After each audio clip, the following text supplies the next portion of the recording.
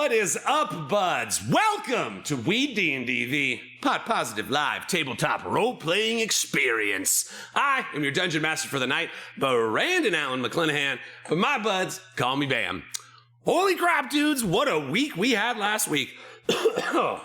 These, as we wind down toward the conclusion of this prologue to Ganjaria, I just got to say, they're going to keep coming. Honestly, there's just too much cool, awesome shit to handle. And thank you guys so much. We got a ton of great feedback this week. People talking about that being one of our best sessions yet. All I can say to those people is just keep hanging on, because it's just going to be bangers from here on out. Big shout out and thanks to the Buds community for just being as wonderful as you are. We did get a lot of messages last week. Some of our older buds came back. We had some new buds. It was a nice little convergence of all of those things. And so consistently, one of the things that I hear throughout the week from people is just like how good it feels to have a group like this, or a place where they feel welcome, or they feel like they have some friends, and just what great, wonderful human beings these are. So it means the world to me to know that our little project has had some kind of effect in that way. It honestly, as an artist, there's not much else that you want from what you make other than to help people have these kind of experiences. And so it means the world to me. Thank you for sharing them with me and sending them my way. It does help get me through the weeks as well. So I freaking love you guys. Today is National Be Nice Day. And it is also National Do Something Nice Day. So be nice and do something nice. Do something nice. Just whatever. After whatever you do it now. Send a text message to somebody that you love and admire and haven't told that you do in a while. Give somebody a hug who looks like they need one. Just be the fucking awesome people that we all are. Everybody's going through a lot of shit right now. Every single one of us. And we could all do a little bit more to help each other get through. So reach out, man. If it's me, reach out to me. I'm doing something nice today. Hit me up. Seriously though, guys, this is such a treat. We love doing this every single week. I did want to say, I apologize to Ron and Jaro. I said Rondo. I just kind of took your name and compressed it.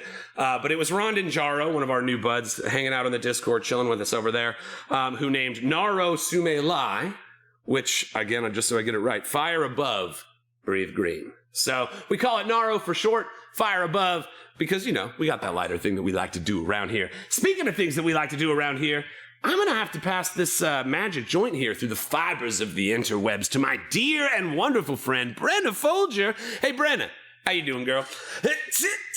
Yeah, I'm doing great, Bam. Brenna Folger here. Bruno, the serpent slayer, hopefully soon dark shadow dragon slayer, because this shit's about to go down. And speaking of getting down, my favorite Ghostbuster is gonna be Dr. Peter Venkman, please. I'm all about that Dr. Peter, baby. Give me that Bill Murray. Who's your favorite Ghostbuster, Abby? Oh, thank you so much. I gotta say Winston. My friend's dog was named after him. Winston's the realist. But I'm Abby Dandy, and I'm so happy to be back. Oh my freaking gosh, look at the state you guys left this in when I wasn't here. Anyways, I'm happy to be back as Tynna Smoothhands, the level now 11 halfling cleric. Let's see if I can't throw some healing magic, fix up this situation a little bit. But what about Drew? Talk to me about the Ghostbusters. Oh, thanks, baby. So good to have you back, by the way. We missed you like a great deal. Really did. What up, y'all? Drew, Thoricus, a dwarf, 11 levels, fucking 3 attacks that you know about, 1 you never see coming. Yeah, favorite Ghostbuster, Egon Spengler. Gotta be. He's a smart one, right? He's the guy who creates all the shit that actually makes them the Ghostbusters. So without the tech, you're a wreck. That rhymed. Anyway, happy to be here with all of you buds. Last week was fucking fire. Love seeing Smoked Out Turtle. Fucking dude. Hell yeah. Good to see you. And yeah. Fucking let's do this. I'm excited. I want to do something nice and crazy. Do something nice and crazy. Do something nice and crazy. So Joe, right. How do I do this? This is 2 weeks in a row now. Oh, right. Gus, there you go. Oh, That was a reach. Thank you, Drew. That's right. I am your boy Gus Two Blunts Langley, playing the Revenant Bard Lock Divot. Man, God, I actually really liked the new movie. I thought Kate McKinnon was really funny. But if I got to pick my Ghostbuster of choice, I'm going Slimer on the cartoon because he totally joins the gang and uses his ghostly powers for good. Which I'm all about. So let me send that same kind ghost energy over to Bam. Wouldn't have been dope if it was covered in green slime. Without it just been like the Slimer. All right, Gus, I'm over here. I'm like, which one is my favorite? I'm going to blow all their minds. I'm going to mix up the game. I'm going to throw Slimer out there, and everybody's going to be like, oh, I should have said Slimer from the cartoon too. Oh, no. And then I'm like, Abby, boom, done. Brandon, boom, done. Drew, boom, done. Oh, yeah, baby. It's all I got to get past is, of course, Gus. It's Slimer. I'm with you, brother. In slime we trust. To Glorp be praised. He has a riddle for us all. Big shout out also to our man Jake Taylor. Jake Taylor is just ending a epic run of a show, the Explorers Club over at Las Vegas Little Theater. And between both this show and all the other projects, because you've seen him, he's so handsome. Everybody wants his hands on him. So he, unfortunately, he's on a vacation with his lovely family, and we send you the very best, Jake. If you're able to somehow get the stream on and watch us, we freaking love you, bud. And we will see you next week. Believe me. He's shooting a Calvin Klein ad tonight, right? Yeah, probably. He's just they're like he never his camera's frozen. They're like, it's perfect. No, and they're just getting all the angles. In true form, Real's picture will be frozen in the same position all night. So visually, it'll be like he's here with us. Thank you guys so much. I love my cast. I love Slimer. And I'm very excited to get to play some of this D&D. But in order to do that, we got us a little ritual that we like to do around here. Maybe you've heard about it. Maybe you haven't. But we like to take a lighter like this WeeDnD lighter that my man Real got cooked up for us. I should just throw it down there at him. Make sure we're not going to light any of our friends, family, or household pets on fire and go. Lighters up. Let's play some fucking D&D. WeeDnD, high fantasy, literally for you and me. So load up bowl and make a roll to take control. WeeDnD.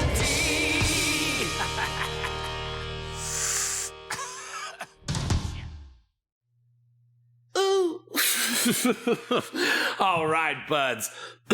If you will please allow me to set the mood.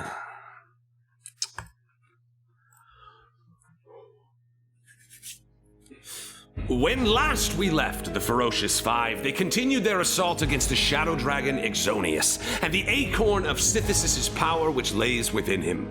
Emboldened by this power, Divot reached within Real and severed his life source at his very core.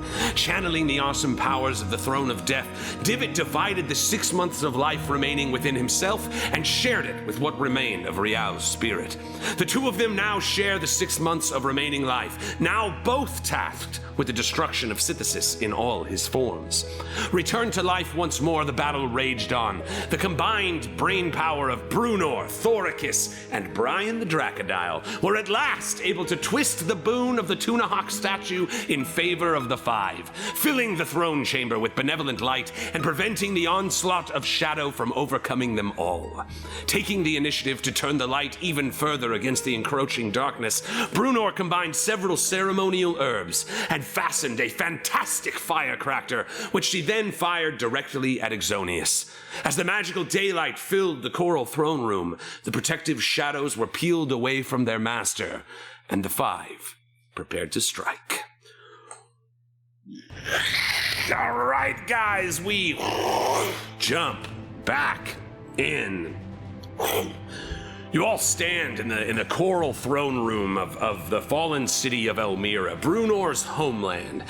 Currently you guys have been battling with both the humanoid and the dragon version of Sithis himself. Divot, you just were vomited out of the throat of the dragon after having got into him by changing yourself into a rot grub, trying to bore into his heart. The damage of the crazy chaotic magic within him, eventually knocking you out of polymorph, and then you released the blood leech. The blood song, the blood song! Our blood leech friends from the Feywild, from your guys' jaunt there during the Christmas months. But long sitting dormant inside your ring, you finally released this blood-sucking parasitic mushroom from the ring within, and it started to contaminate and corrupt the dragon, which, lurching over the presence of this mushroom, vomited Divot out. The vomit of the shadow dragon, like oil and water, just kind of hanging in these black blobs around you. All of you guys able to breathe now because of the water-breathing spell cast by the Maiden's Bort, the shield of Brunor, the serpent. Currently, Brunor, you're still kind of sitting over by the herbs, the gauntlet of blazing fire still burning on your arm. You see the bone, that's revealed kind of right where the gauntlet meets the arm. It's actually melted the skin away. You're trying to hold on. You were riding this shadow demon, and you see as it recoils from this bright flash in the sky, it's kind of bucking around underneath you. It's a little hard to ride him right now, while this sunlight is causing him so much discomfort. The sunlight from this firecracker that actually has the same effect as the spell Daylight. You see the shining light, kind of pushing the shadows away toward the edges of the room. The swarm of shadow that floated around Exxonious now peeled away and hiding at either side. The shadows kind of, stuck to either side of the room. Thoricus, Onyxheart, and Brian floating about halfway up in the room, above the staircase that people are forced to walk, even in this aquatic kingdom, to show their loyalty to the throne. At this point right now, Divot, you're kind of floating in this bubble of black water. Brunor, you're, kind of looking at the last of these herbs on this table, trying to wriggle around on top of this shadow dragon. And Thoricus is with Brian floating in the middle of the room, and you see Dr. Gas, the skeleton of Dr. Gas, the living skeleton, with a black trench coat, big black hat with little skulls on it. You see he's still drawing on that cigar. Divot, one of your cigars, you had traded with him, but for some reason the magic that keeps them dry underwater it wasn't specific to that one cigar that you got. You see, puffs on it in his big skeleton face, just the white teeth of a skull, the sunken eye holes with no eyes present inside, standing on top of the book in front of the statue of Clam Margera. Two statues in the room have you guys turned to your purpose. Clam Margera, giving you guys a hit dice worth of healing at the beginning of every round, and the hero Tuna Hawk on the east side of the room, which is giving you guys currently a boon, a +2 to your attacks, spell attacks and melee attacks, but just attacks currently. So right now, you see him standing on the pillar, the mithril throne kind of shining in the middle of the room. The waters around you no longer choked with shadow. It's not like you're breathing in like gas fumes anymore. You actually start to just taste the purified seawater of the room around you as kind of these sources of light are pushing all the shadows back at the same time. Divot, you're floating in the water and you're kind of looking around at these shadows, and you see suddenly you feel this great rift, that big calling between you and the dimension of death, that distance that you reached across when you kind of touched the throne and brought that life back to Real. You suddenly feel that same vacuum of power, that strong transverse between you and where you are now, and you feel that skeletal draw of death. At first you're so familiar with him kind of plucking you out of reality, bringing you to his domain for a conversation that you're almost waiting for it. You look around in the water behind you, and you, unbeknownst to everybody else, nobody else actually sees this but Divot with his vest of eyes. You see all the way on the other side of the room, your buddy Real. Now with his skin just a little bit lighter gray, he's now a revenant. He is no longer a high elf. And so you see him kind of like crouched, hiding, prepared to strike. And just as he's like starting to reach around the pillar, you see the giant skeletal hand of death just materialize. You see basically up to about the elbow joint, just pierces through the shadow. Divot, you hear in your mind, "If the Golden Lady shall play in the affairs of men, so too shall I." And you just see as Real is scooped by this skeletal hand. Tynna We switch over to you. You're floating in this bright, brilliant palace. All of it's like Roman pillars everywhere, but there's these beautiful ivy vineworks and flowers all around you. It's like you're in the middle of a forest of flowers is the best way I could put it. All around you, colors, colors almost unimaginable to the mortal realm. You're almost reminded of the Feywild with just how much lush greenery surrounds you. You're standing in the Golden Palace, brought there by Martha, who guided you and said that the lady wished to speak to you. Now, what occurred during that conversation, Tynna, is between you and I. But at this point, you are standing at the top of this staircase with your arm outstretched, prepared to receive the blessing of the lady. The weight of what she's offering you now sitting on your shoulders. And as you consider the divine light that sits in front of you, you hear a piercing cry. As you look back and through the transverse between the planes, you see Rial fall dead to the ground. You watch as your brother starts reaching into the fabrics of life itself, and he kind of reaches down into the core of Rial and pulls a spectral vision of him out of himself. You see suddenly the shadows all around the room start encompassing the room around them. Tynna, without you, they will not survive this battle. You feel that golding, the divine gold light in your hand as the Green Lady has offered this to you. And in this moment, you have your choice, Tynna. Do you wish to continue on to the divine, or do you wish to return to the realm of men and your half-brother and family who now stand in fear of their life? I feel her light and her goodness kissing on my cupped hands, but I have to refuse it. I'm not finished. And it takes all of my will and all of my strength, but I know that I need to finish what I'm doing in the mortal realm before I accept her grace. So I deny her. You don't feel anger, Tynna. The Green Lady, in your experience with her, Tharizdun, your former master, a chained god of psychotic madness. If anything, the prayers the energy you felt from him was this disembodied, static, erratic thoughts of trickery and seduction, and so it's like this communication that you have with the Green Lady is so different. And as you hold this divine power in your hand and you start to pull it away, you can't help but watch as your hands turn and you see the ring of benevolence in your hands. The cupped hand out giving, offering life and protection. And although the bounty of what she's offering you in this moment, Tynna, is so appealing, you realize you have so much more left to give in the realm of men. Your father still stands, having not atoned for what he's done. Your mother's memory still requires redemption.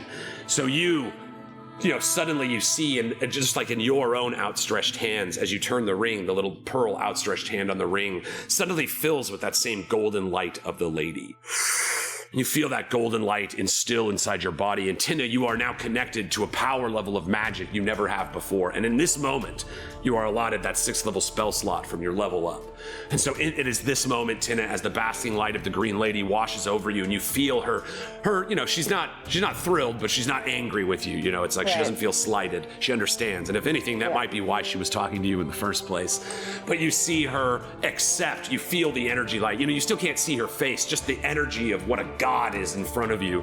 And you kind of turn back and you see Martha, the thick lines on her face, the innkeeper, an early ally of the Five who fell to the twisted wizard Ergon. And you see those smile lines on her face all crease as she seems to smile happily, as if perhaps she would have you go back as well. You kind of turn, and as that golden light in your finger just kind of glows, you see a portal materialize in front of you. You're looking down on the coral throne room from above. You can return back there, and you will do so on your turn in initiative. Okay. We jump back into the room. Divot. Rial's gone. Only you, Thoricus, and Brunor remain in the chamber room with Brian aiding Thoricus. You see the light pushing the shadows back. Divot, unfortunately, you're gonna have to make, I think it's a saving throw. Let me check real quick. Because of this, I'm sorry, this is one of the downfalls of having a vest of eyes. A light spell cast on the robe or a daylight spell it says within 5 feet of the robe. Boom, you're good. So I thought the robe of eyes has a thing where if daylight is cast near it, you go blind for a minute. But Divot, in your case, it's more than 5 feet away from you. So just know that if you're around any other firecrackers or anything, that's something that could hit you. I'm sorry, I didn't want to do that without double checking. I'm glad I did. So, Divot, we jump back to the top of initiative. You see the big swirling shadow dragon in front of you, shadowy flames flickering off his massive 40 by 40 foot lizard frame. You see his sharpened teeth just with menacing shadow dripping out of them, but you can see that his eyes are all bloodshot, and you see the veins in his eyes are kind of wiggling around. You think it can only be the influence of that magic mushroom that you released within him. He's kind of choking on blood within his own throat. Divot, what do you do? Yeah, so my action was dropping the blood song on him. At this point, I'm laying on the ground in front of this big-ass shadow dragon, and I realize, fuck, there's only 3 of us left, and I felt safer inside the dragon than I do in front of it. Ah! And I realize I'm, like, right underneath it, and I just, like, fuck. And I cast Misty Step. Dope. You see, a giant claw of shadow just swinging down at you, Divot. If you had hoped that this mushroom would have like incapacitated him, unfortunately, it looks like he's still able to fight, but it's definitely jacking him up, so there'll be like a damage over time effect. You see him as this huge claw comes down, sharpened, shadowy fingertips to kind of scrape at you. And, Bruno and Thoricus, you see as the shadow lands, Divot just disappears in a flash of mist. Divot, where do you teleport to? I want to teleport as close to Dr. Gast as I can. All right, let's see here. Also, yes, good point.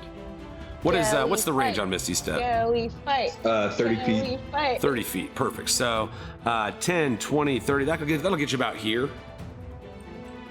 Cool, and then I guess I'll use the rest of my movement, which would be 15 underwater, I guess. Cool, so that would land you basically right about here. Still not quite on top of Dr. Gast, but actually, sorry, it's one more because the diagonals.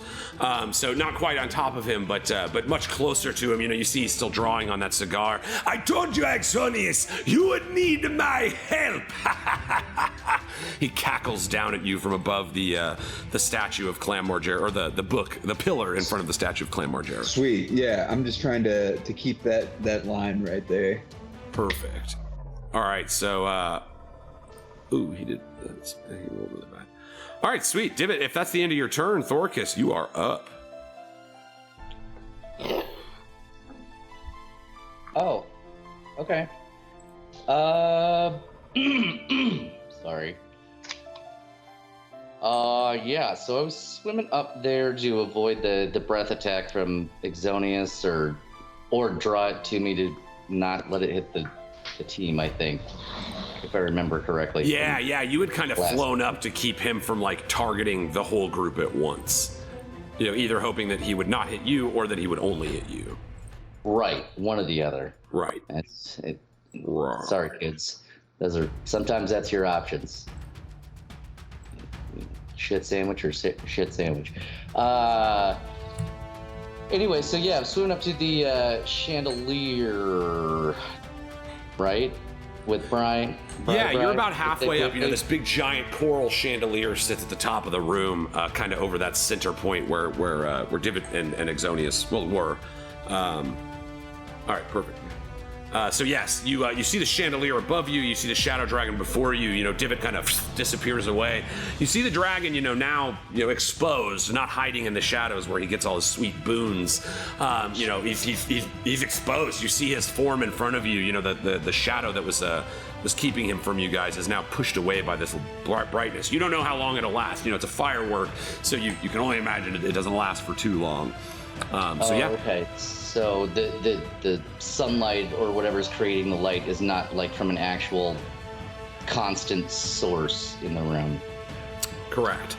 Ah, damn it. All Yeah, right. no, just to clarify, because I know there is I mentioned a few different lighting effects. One thing that is happening by you having control of both statues right now, the little light that was around them went away. I don't know why, but it's gone. But anyway, they're both shining a brilliant, golden light. That light is keeping the shadows that were around Exxonious from being able to cross into this throne room area. It was kind of keeping it where they had to stay back where the pews were. Otherwise, like that purifying light would disrupt him probably similarly to what he's going through right now. So there is a bit of a boon of having both statues active at the same time, and then the firework itself is the thing that's causing daylight in the room, which is driving back all of the shadows and seems to have affected Exxonious in a way. He is stronger in shadow without giving too much away. Absolutely. Well, I would assume a shadow dragon would do better in the shadows, but what do I know about the rest of a dragon other than its penis? Let's be real. Anyway, so would that chandelier and that daylight spell and all those things going on, would that have any effect on like prismatic refraction or anything like that? I don't want to get too technical on you. I'm no chandelier doctor, but. So yeah, what are you trying to achieve? Like what, in what way? Was wondering like if the light could be refracted in the chandelier and then have like the Bryman at a certain point drop the chandelier filled with light onto Exxonious while Big Papa just drops down and swings from the chandelier. That is a cool idea. The problem being is like capturing the light of a firework into the chandelier and trapping that some way perhaps is possible, Thoricus, but I'm not convinced that you might really have the means or know how to do so. How about summoning the Rocka bird? Would the Rocka bird produce the Rocka bird? Fun? Yeah, you could do something cool with it. Do you have an inspiration point? Because that would be like the Rocka bird gives you, it gives you that rage, but you could twist it a little bit if you have an IP. There is a dragon token in the inspiration slot. I don't know if that's because I forgot to take it off or. You know what? Neither do I. So in this point, tie goes to the runner. You're good. Pretty good at updating, but yeah. So okay, so Thoricus, I don't want to give again. It's like this, like the spell Daylight is a pretty powerful magical spell as it is. So it's like I don't want to give you the boons of like 3rd and 4th level spells as what is mostly a storyline effect. Gotcha. What I would do if you want to use that inspiration point to influence the length that the firework would take place in, you know what I mean? Like, in effect, kind of what you're saying, like throw your axe up into the firework, the fire spins off of that and lands on the chandelier, and so you get that lighting effect because it is made of like materials for like another round. That feels more within the concept of what the epic opportunity is for. So if you wanted to go that route, it would, again, it's one of those things that would take an action to do. So I know that goes into like the plan strategy of it all. But yeah, if you wanted to use an inspiration point and attempt to extend the daylight magic that's occurring in that firework, that I would say yes. I would not say you could illuminate it and like make it permanent in any way or that sort. Gotcha, but at least for another round. And the second question to that is, does the daylight in the room affect Dr. Gas as well? No, actually, he is not sunlight sensitive. So, it almost makes him look better in the room because all these shadows and dragons are all like writhing away from this burning light, and he's just like like smoking a cigar, like he's having a day on the beach. All right. Well, gosh, that's a lot to take in. I would normally poll the group, but not all the group is here. So I will just, you know what? I'll save the inspiration. We'll make dope shit happen later. Papa Sketty promises. Awesome. So I'm still gonna.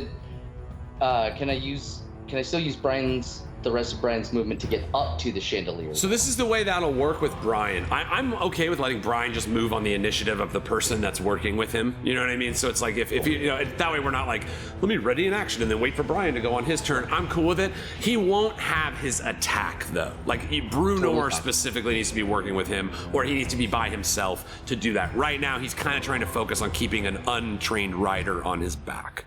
So his wings, they kind of pin you to him rather than flapping around and giving him the mobility he would use to have an attack.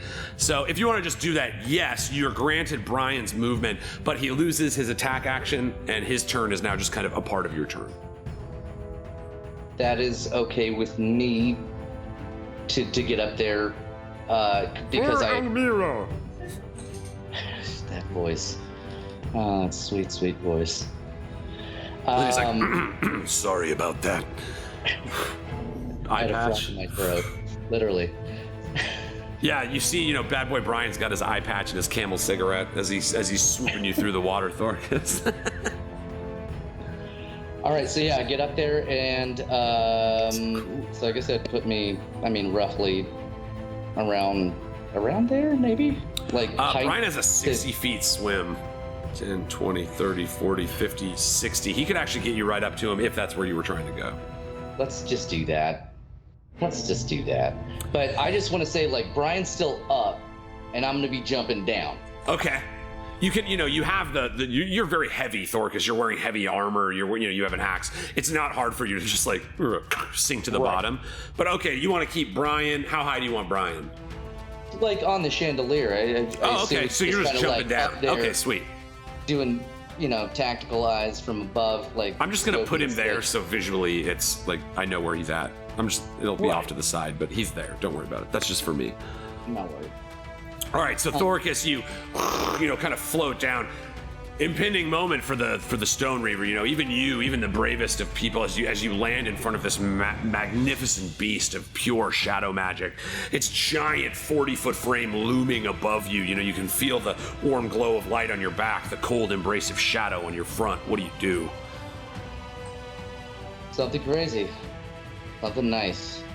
I'm gonna just extend because you said if I use the quick strike blade, right, it doesn't incur penalties. That's correct. Underwater, Thoricus, your axes are they're not good for underwater combat. The quick strike blade, however, just as the property of this sword itself, it cuts through the water. It's the quick strike blade. It is unfettered even by the water. You just feel it slashing around as if you were swinging a sword on land. Two sides. Oh. It has two sides. Sorry. You're like, I did the wrong.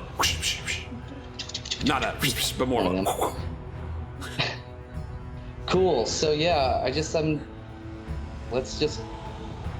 get him out. It was cool. Oh! First one of the night. Crit hit, folks. Guys, we take hits on 20s and 1s around here. If you feel like playing along, have fun. Yes, Thoricus, Onyxheart. 3 of your 4 attacks land true. He has an 18 AC, just to speed that up for other people on the way. Hitting with a 20 AC, a crit for a 31, what must have been a 19 for a 30 AC. Actually, no, the 18 hits too. It hits on the dot. All 4 attacks hit. So yes, Thoricus, quick strike blade shining. Yeah. Gosh, how much did you hit him for? So I kind of want to swing from the chandelier. God. And like, as I'm doing like the perfect Lara Croft swan dive off of it, just like take the quick strike blades and just twirl them and like hold it down and just like a fucking well, I guess it'd be an opposite of a torpedo. But yeah, you know what I'm saying? Like going down like a drill just almost. Like yeah. Dope. Coming down and every hit just you guys see, you almost just see like a confluence of water and shadow just kind of spilling out as the glowing source of Thoricus, charging right literally into the maw of this giant, shadow dragon. You see the blades, each one striking with that magical alacrity that the quick strike blade for. Man, all of these are hits. So 19 plus 15, 34, 48, 55 damage. Shout out to the fantasy footballers, one of my favorite. I love fantasy football. I love fantasy. My whole life is basically fantasy between fantasy football and the fantasy genre. But yeah, shout out. I love those guys so much. They're fantastic. And Mike plays D&D now. He talks about it on the show sometimes. Anyway, yeah, Brandon, way to throw everybody up. I know that matters to you guys a ton. Let me just double check and make sure. So while he is in light, all right. Nope. Okay. And I just want to check his damage, resistances, and immunities. Boom. Perfect. Okay. And Full do I damage, have Thoricus. +2 to the attack damage or to the attack roll? To the attack roll, yes. So Okay, all of I those, just not only wanted do to they hit, but clarify they on that. extra hit. You know, you feel the glowing light of Tynna Hawk, you know, the great warrior of Elmyyra, shining upon you, granting you a +2 boon to strike. Dude, 55 damage, very nice. That brings to 2, there we go. Oh, Thoricus, you cut into him, you know, and it's like, it's funny, all these legends about dragons, they sure seem to bleed like any other foe.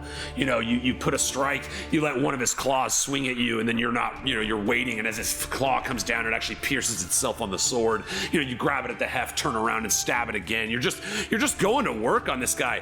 It's funny, it's like, now that the light's on you, let's see you bounce around, you know, it's like, Yeah. let's see you hop around now. You know, you're right on top of him, bro. That's a ton of damage. A torpedo, Bruno, brilliant. And I was that's fucking it, man. You got gasping. anything else, or is that it for your turn? Yeah, I just wanted to say, like, as I'm coming down, just doing the murderita spin down, and just thwacking him. I just want to do the superhero landing on the bottom of, of the floor, and look up and be like, I came to party, and there's no one to dance with, and I didn't think about what I was gonna say before I started this sentence. I'm gonna stop. Brian's like, oh, probably. Sorry. No. Dude, Thoricus, you pull off the dopest landing and then, like, come up with, you know. Oh, no. Did I? Oh, no. Was that? Oh, shoot. Well, I guess I already hit it, so. Oh. Round 2. Welcome to Fucktown, friends. All right, Thoricus, you bust that action surge. You feel your veins fill with purpose once more. Oh my god! We're doing another one. And Whoa, crit. Tora crits Onyxheart. 3 out of 8 crits. Wow. 3 out of 7. God, remember to drink water. You can crit sip also, friends. Yes. Thank you. You don't just have to smoke. Crit sipping is completely accepted. Hydrate, my dear and wonderful friends. I have to hit that again, though. I'm not doing that. I'm taking hits, bro. Damn, Drew, damn. Oh my gosh, Drew. What's happening? So the first strike Damn. would not have hit. Damn. Were not for the guidance. Again, this Tynna Hawk statue, all the struggles you guys went through to get this thing on your side, it has paid off. One of Divot strikes as well was similar. And Rio. So with a 19 AC and two 31 ACs, Papa Thoricus, you tune this dude up some more.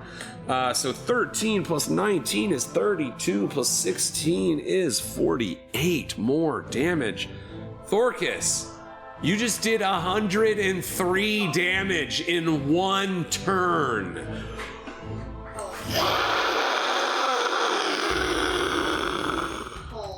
Holy crap. Oh, yeah.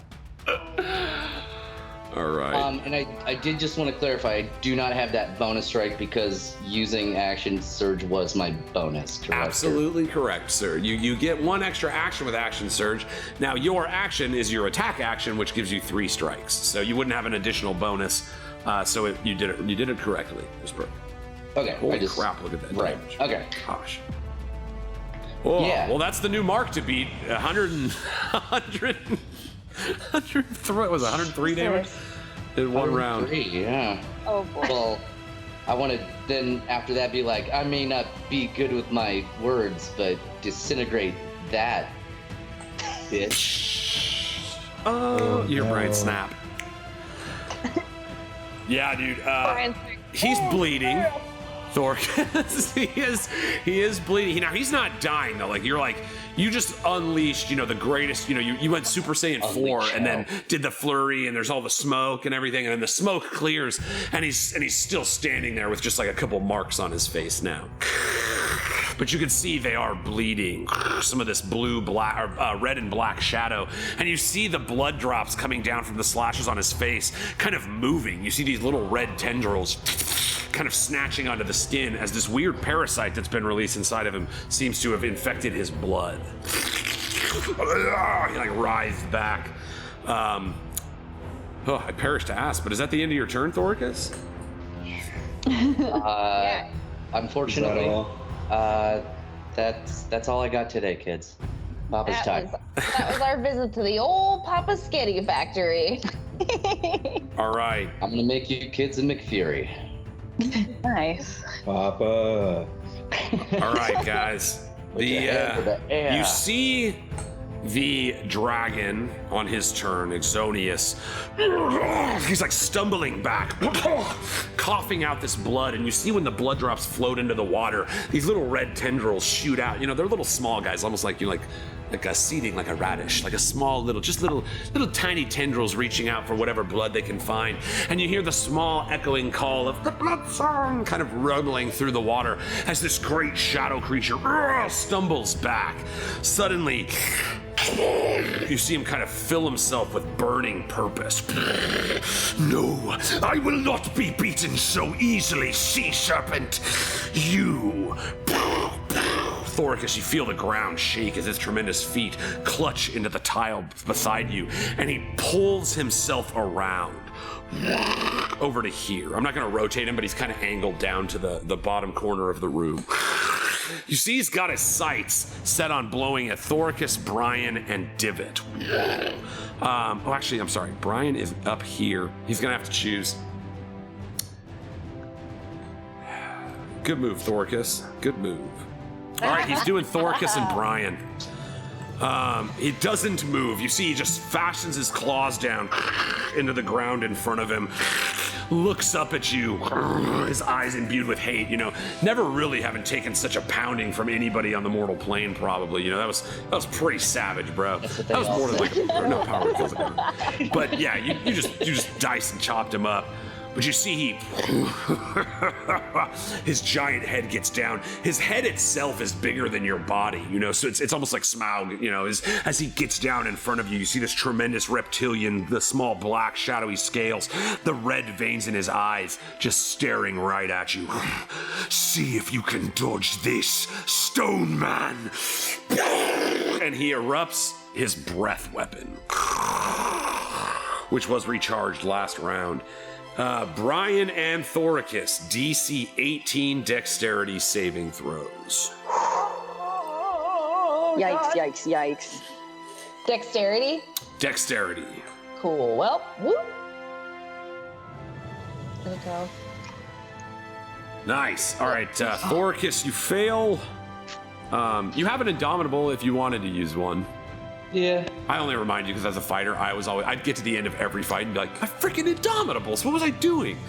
I was gonna say, I was just trying to look for it on my sheet so I could put it in the chat. Perfect. Good Indomitable. Good Indomitable. Nice. All right, so you're going to make the Yeah. saving throw again. Yes, except, you know, better. Hopefully. Yeah. Not always. That's not, you know, I've had it not be the case. Yeah. Well, So there we go. Yeah, going from an 11 to a 9. Not always the best. All right. And Brian, though, Brian passes. Yay! Good boy. yay! He's got much lower health, so. Ooh. He is the chosen Bruno, one. I actually need to know this. How much health does Brian have left? 31 at this point. Oh, you're so close. God. He I think takes- he's been able to go up, yeah. Because he through, like, passed, he takes Yeah. 28 necrotic damage. Thoricus, because you failed, you take 56. You feel the black searing shadow of this tremendous dragon, you know, pouring down upon you, Thoricus, even as he's being blinded by the light. All right, I don't need to do it. We all heard it. There we go. Yeah, that's his attack. Yeah, let's see. Man, he doesn't want to take 100 damage from you again, that's for sure. But the shadows have been pushed to either side of the room. When in dim light, he can hide. Or no. Oh, okay. No, I mean it's still bright in the room. No, I'm sorry, I'm just kind of making sure. He has a bunch of like weird little features. I just want to make sure that he's getting his due. Yeah, I'm gonna say because of the bright sunlight, he does. Yeah, he doesn't get to hide or anything. So Thoricus, he's gonna stay in front of you as the shimmering light of the firecracker kind of shines in his face. It didn't affect his breath weapon, but it would affect his attacks. And in that moment, Thoricus, after this, this shadow connects and waves over you, you kind of like go to check in with Rial, and there's like no signal on the other side of the stone. Hey, buddy. Hey, buddy. Hi there, buddy. So yeah, something's up with Rial, Thoricus. You're not quite sure what, but in this confluence of Sithis' power, you became aware that he's not near you right now. And Tynna, flying through, like in an anime, just like jets of searing beams of light, like do do do do do. It's Tynna Smoothhands, do do do do. You're shining through. You see that portal of light opens up in front of you. You see this surge of shadowy energy spill out of the mouth of Sithis, bathing over Thoricus and Brian both. Tynna, it's your turn. I'm gonna let you, because you're teleporting, you get a pick. I'll put you back, or there you go, you're over there. You get a pick wherever you want to be in the room. You can come through a beam of light. It's almost as if you emerge from the daylight of this firecracker, anywhere in the room. You ride the light beam. Yeah, amazing. I'm just gonna pop out of that beam of light right there next to Thoricus. And I'm going to, I'm reeling, I'm still kind of semi-shrouded in this holy light, right? And I see the immense shadow in front of me, and I'm not Tynna in the moment, I'm just holy energy, and I use my turn undead ability, my destroy undead ability to try to get rid of a good bulk of these shadows. All right, so Tynna, the way that these shadows have kind of been cast off, they're all peeled away. I've moved them as far as I have on the map themselves, so I could get to the token, but they are kind of floating around it. It's like they've been peeled away. Oh man, turn undead. What's the DC for your? I just have to check this real quick. What is the DC for your destroy undead? Or it's like what up to what challenge rating can you destroy? 1. I believe. I only have the turn undead on my character sheet, but I believe it's up to 1. Oh, wait. Hold up, because you just hit level 11. I apologize, Tynna. This is me. I was supposed to update this sheet, and I have failed to do so. But... Okay, I'm just... Only because this is super important, I'm going to make a book ruling real quick. Okay, yeah. Okay. That's why I have a piece of paper in here. This was us leveling up, bro. Just a crap load of squares. It just went up. Okay, so it's up to a 2! So your turn undead actually now destroys undead, and guess what? Shadows are freaking undead. It destroys them instead of turning them. Tynna, this is too dope. Yeah. You see it's almost like this tornado of shadow has just calmed down, and there's this like wave of shadowy energy that surrounds Exxonious in this moment. Tynna, you kind of step through a beam of sunlight. Suddenly you're there, that glowing gold energy that was granted you by Shantia herself, glowing in this ring in front of you. You kind of hold your hand up and you see that same bright, brilliant light of daylight. You feel the warmth embrace of Tynna showing up just as you notice Rial is missing. You see the light energy, Tynna. How do you want to do this? Technically, you're killing like 100 things right now. Yeah. So you said I was raising like my fist in the air. I want to like Marvel Superman pound it in the ground, like, and a beam of light radiates as far as it'll go, Just that superhero landing. Dope. It's like you're like look over and Thoricus is like the ground is still a little cracked from where he superhero landed, and then you're like, yeah, and you also superhero land. So there's 2 superhero landings in a row, and it's epic. So yeah, Tynna, this wave of light just kind of pulsates out away from you, and you see it just severs them in half. You see them fold over on each other. All of these shadows. Now, Brunor, some of these shadows still had fealty to you. They were seemingly standing here. No, wait, I just want to clarify because this is an important thing. These shadows are undead monsters. Okay, so it's like they just happen to have some weird connection to the bloodline of Elmyyra, but these people are dead. You didn't just kill somebody you could have brought back to life or anything. I'm coming in hot. Yeah, you're good. You're good. In this moment, you know, this holy energy just eviscerates all of the shadows that could offer Exxonious his protective boons, which is not great for him. Hashtag fuck up. Well, that's a super action there. Tynna, you got anything else? Question, so that was an action, but it wasn't a spell, so could I cast a bonus action spell? You could cast a bonus action spell, yes. Okay, cool. Well, I'm going to summon my spirit guardians around me, and if I can, because I believe Exxonious is in the range, I want them to like be thorns and like pinning down his limbs and like further destroying him. Dope. Yeah, you know, this circle of light that's just like spinning around. Suddenly, it's as if sunlight was growing plants in the moment. They just, these little twisted vines and brambles start spinning around. Thoricus, you're amazed as they just phase right past you without ever cutting you. You know, you see like rose thorns coming at your eyes, and then they just whoosh, go right by and don't hurt you. She's able to protect her allies in that sphere. Yeah. So 15 feet. Around you, just remember that in case it comes in, if anything moves into that range. 15. When it starts its turn there, it will wait, an affected creature's speed is halved. So its speed is halved, that's good too. When the creature enters the area for the first time on a turn or starts its turn. Okay, so he's not entering the area. So on his turn, he'll take this damage. He'll have to make the save. Okay, cool. And it'll be a wisdom saving throw. Good to know. Dope, yeah, Tynna, you know, now this shining light, you know, the almost that energy that was sitting in the ring, you see it kind of dissolve and turn into a mist that kind of helps make this giant magic moment possible.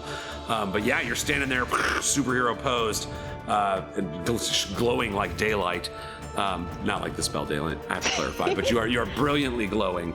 That's your action and your bonus action if you got anything else. So I cast that as a 3rd level spell, but could I actually cast that as a 4th level spell instead? Because I'll get some extra damage from it. Yes, you absolutely can. If you have a 4th level spell slot, I do. Yeah, instead of 3d8, it'll do 4d8, which will come in on his turn. Dope. All right, then that's the end of my turn. All right.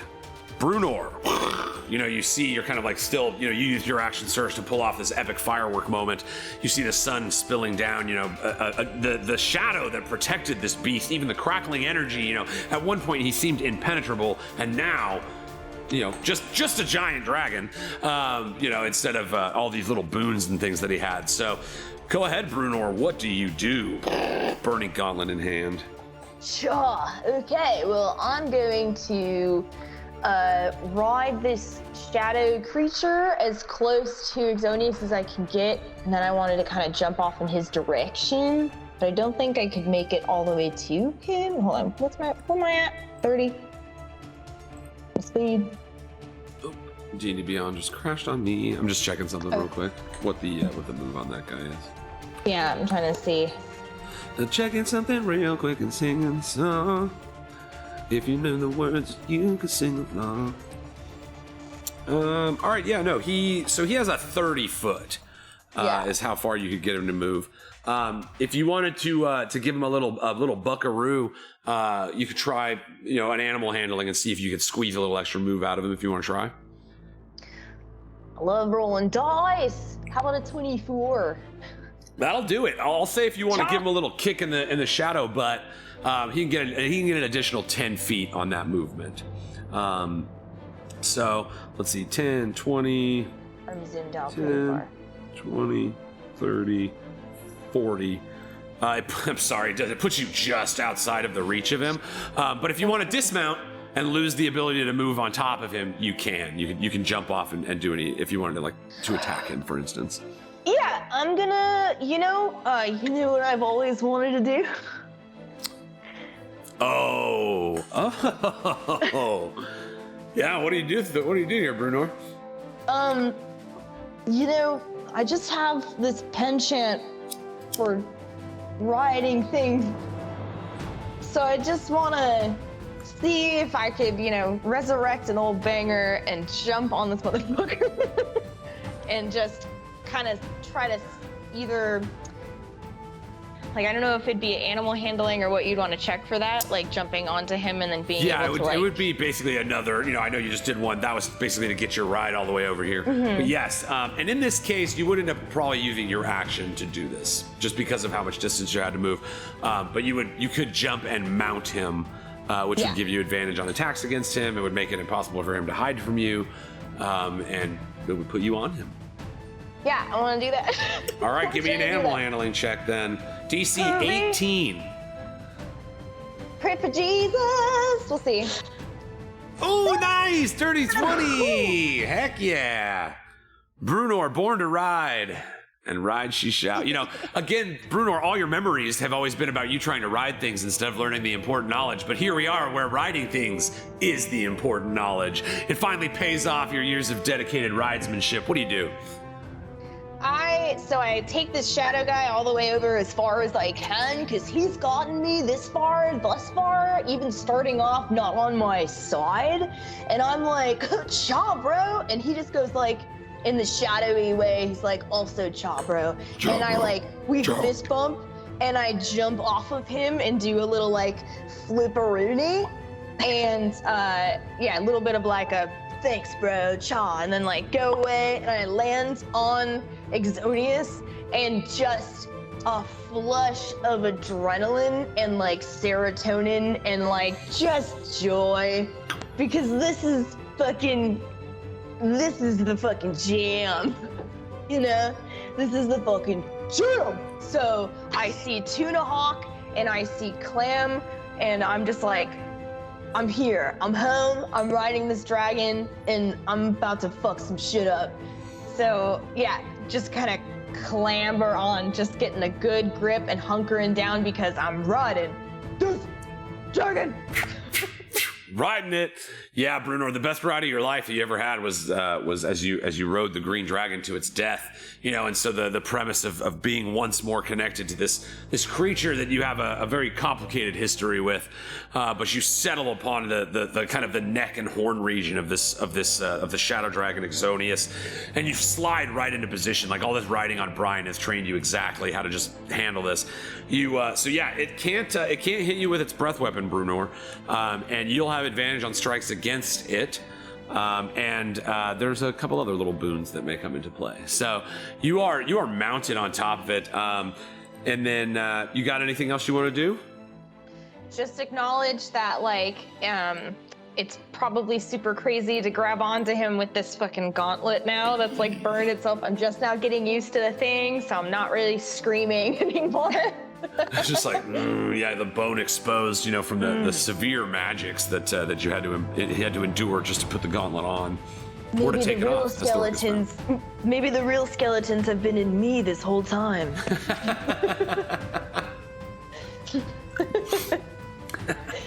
That's so good. So high, so deep. Yeah. So I think that's gonna be it for me, because I used my action surge on a book. That's right. Yeah, you've got the flash. And firework. Just kidding. The firework. Yes. that poor book. It was useful. It was a good action surge. Fucking book. That book. Damn it. Okay. I'm done. All right. Let me double check here. Pray for Dundee. All right, you see Brunor, you mount up, and Exxonious is like, what? Ugh! He's looking up, he's trying to see you, but you're kind of on the back of his head. So you start getting kind of thrusted around the water.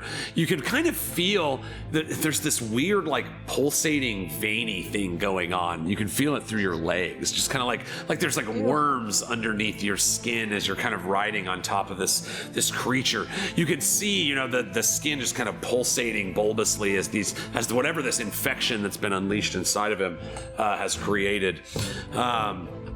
You're kind of oops, sorry, drop my droid. You're sitting on top of him, and you look. You're kind of, he tips forward as you kind of slide forward in your seat, and you notice, as Divot's kind of getting closer here to Dr. Gast. Dr. Gast himself, he jumps off the pillar and lands on the ground, Divot right next to you. You see, he turns and he looks at you with the cigar and he blows a little smoke in your face through the water. As he exhales. Oh, the clerics and the healing magic. Such a powerful thing. You see, he draws up his hands in this glowing black shadow. Tynna, if you wanted to make a religion check, you would know what spell this is that he's casting. Yeah. It's DC 10 plus the level of the spell, and it's a 6th level DC 16 religion check. Ooh.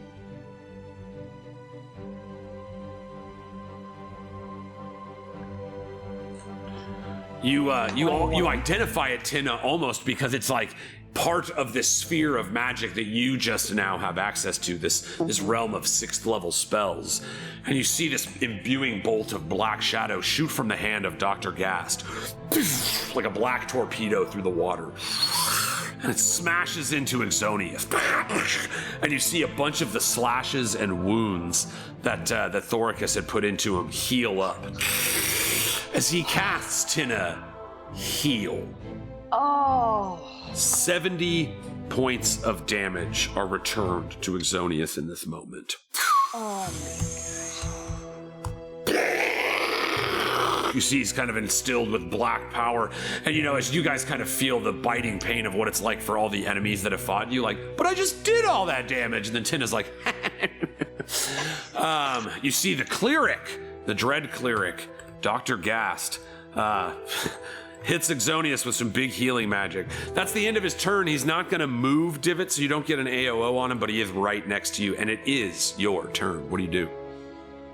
Word. Well, fuck that guy. That changes everything.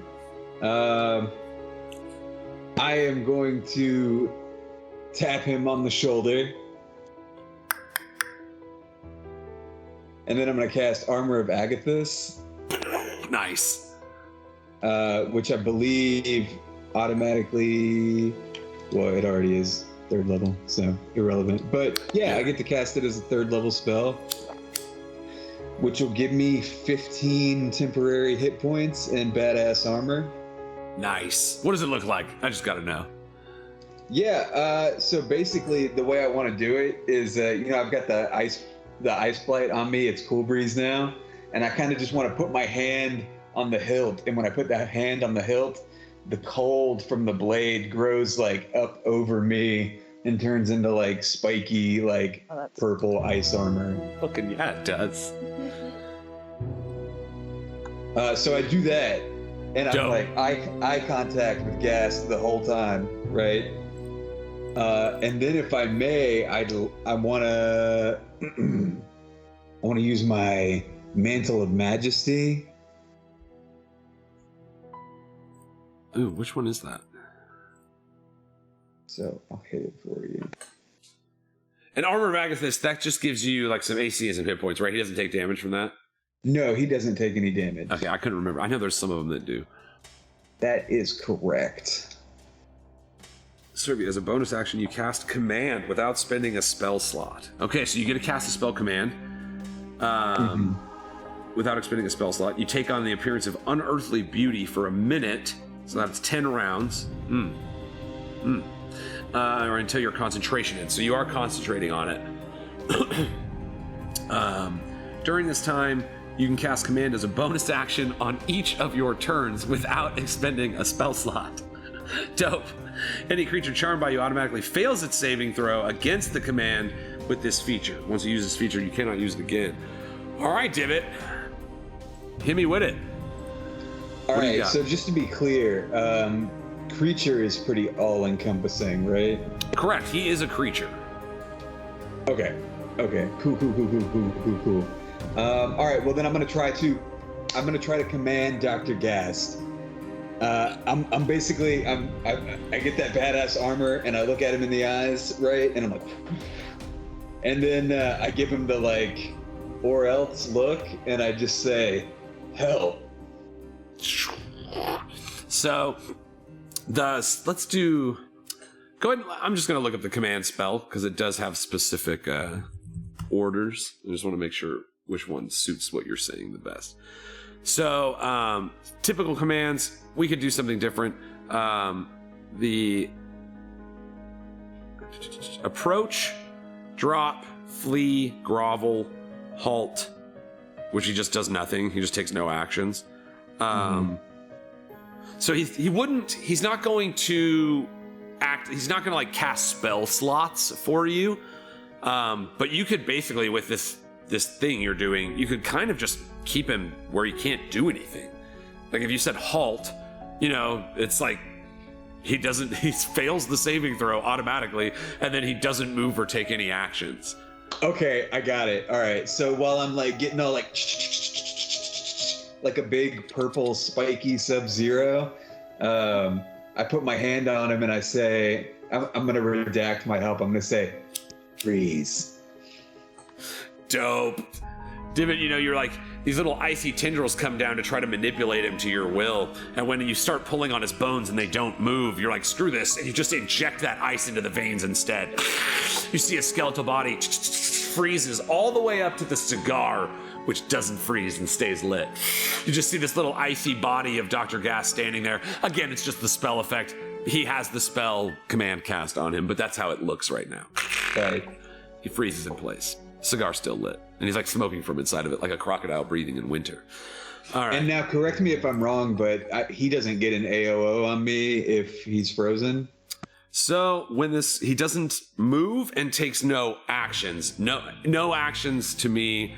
Well, he would still have a reaction. I liked your idea though. No AOO on this. All right, cool. So I just want to take that opportunity to like slowly back away from him towards the book behind us. Sweet, over toward the Clan Margera book? Yes. Okay, cool. So you've got 1, 2, 3. You can get yourself right here. All right, sweet. And then... Dope. Awesome. All right, sweet. Yeah, you kind of back yourself up. You feel the benevolent light again. You get that hit dice worth of healing at the beginning of your turn. And so you feel that light radiating, and you put yourself between you, he, and the book. So you know if he wants to try to bend those energies back the way they were originally, he would have to go through you to do it. You know, as he kind of stands there frozen in place, just completely under control of your Mantle of Majesty. You want me to roll for that hit dice? Yeah. Yeah, that's on you guys at the beginning of your turn. Just roll that hit dice.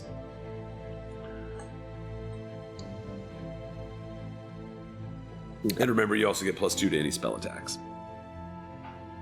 Or attacks. Attacks of any kind. Tight.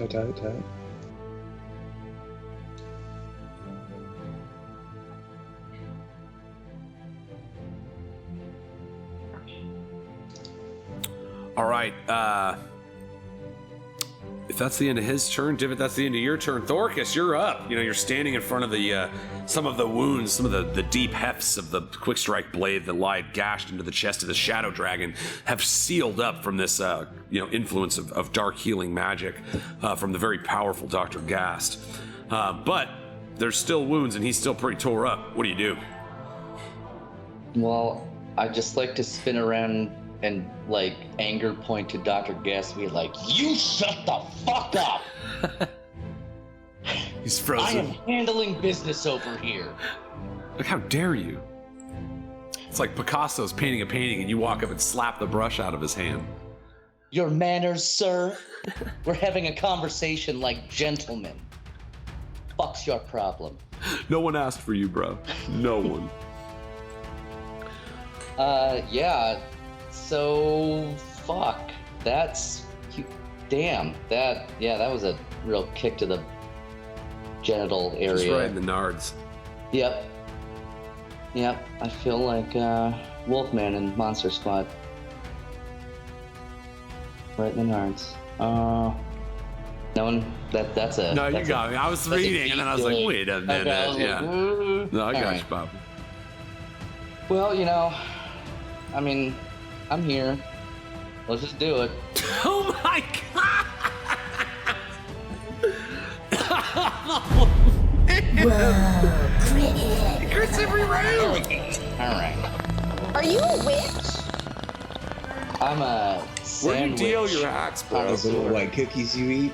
You goddamn witch.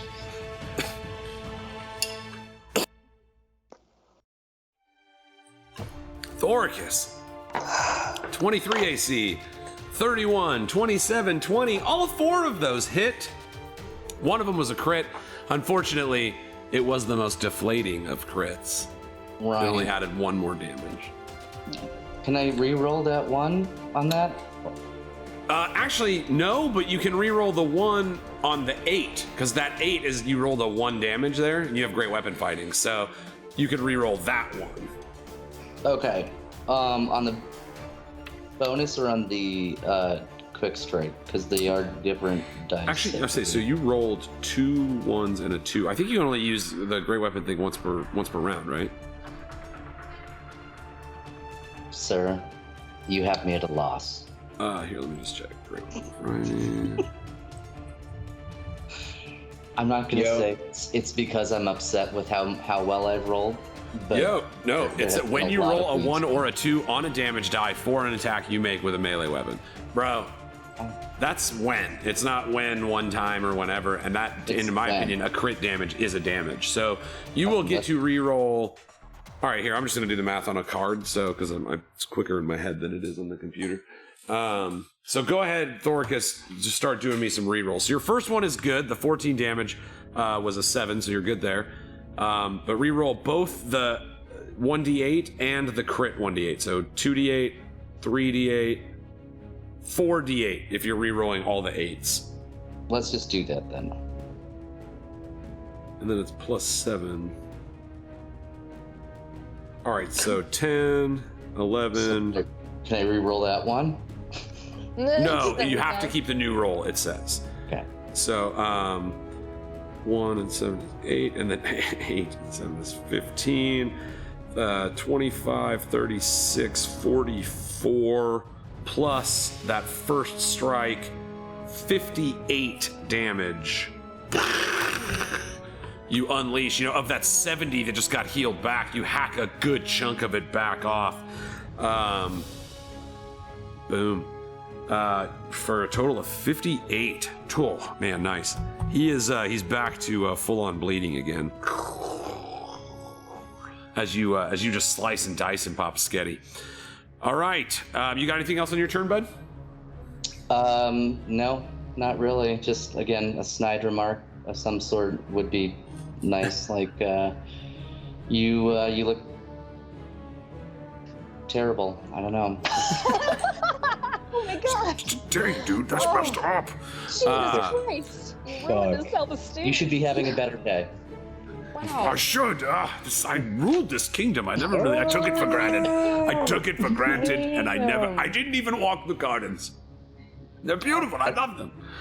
All right, so yes. Man, good old Exxonious is getting hopped up and chopped up. The many things in this room that were to aid him being turned against him, and then Tynna coming through with that destroying the shadows around him has left him in a pretty bad situation. It is Thoricus. Are you done with your turn? It's his turn. Here we go. Breath weapon recharge, my friends. He needs a 5 or a 6, and I'm not gonna blind it. A 3!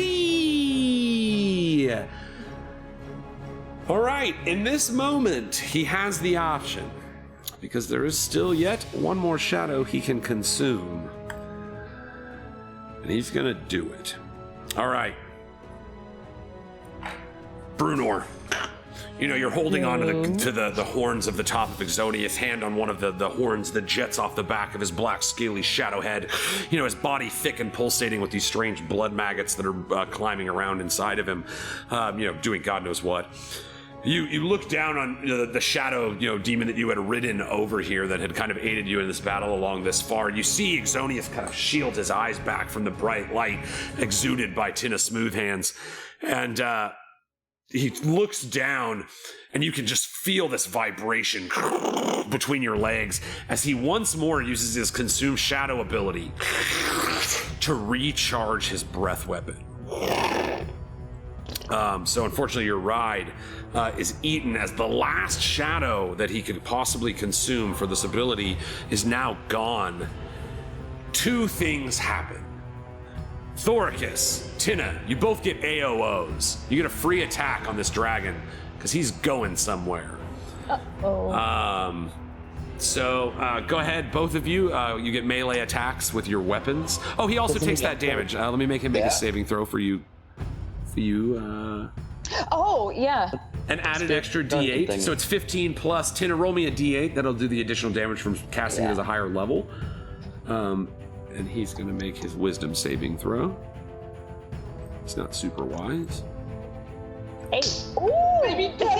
Ooh, nice. Max damage, and he rolled... Oh, it didn't come through. I don't know why it didn't come through. Give me a second. Oh, it rolled in here. That's why. Oh, the VTT was connected. So he failed his saving throw, so he's going to take full damage from this.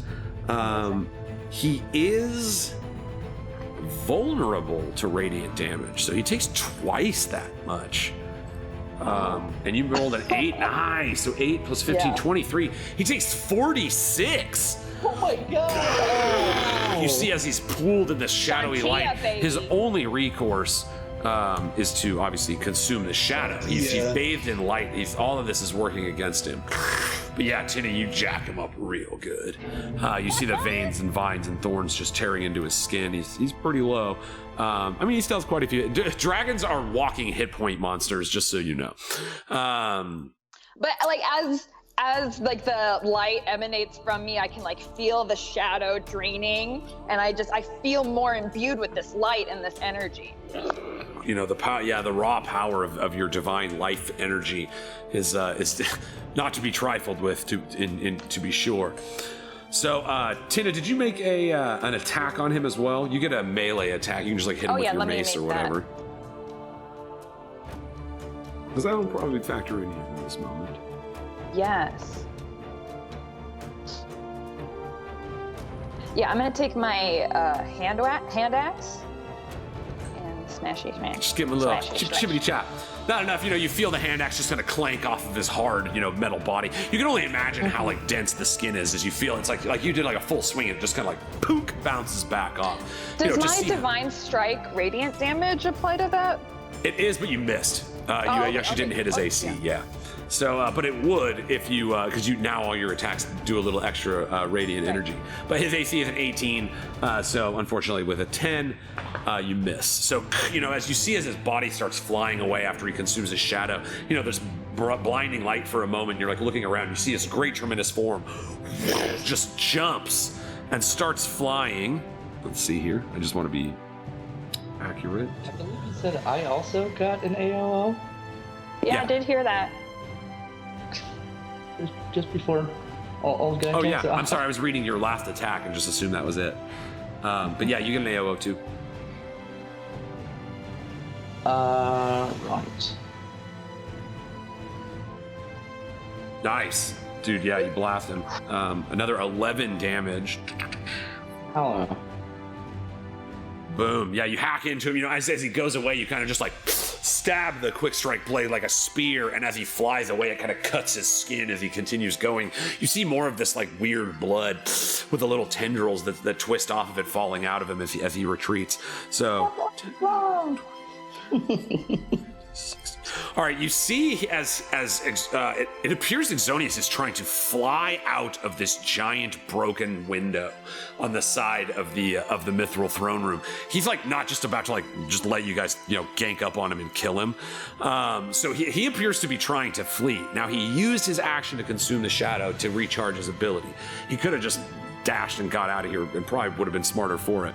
But in this case, he wants to have his big whammy attack ready just in case. He's so fast, and with his swim speed, he's able to get to the other side of the room by this window.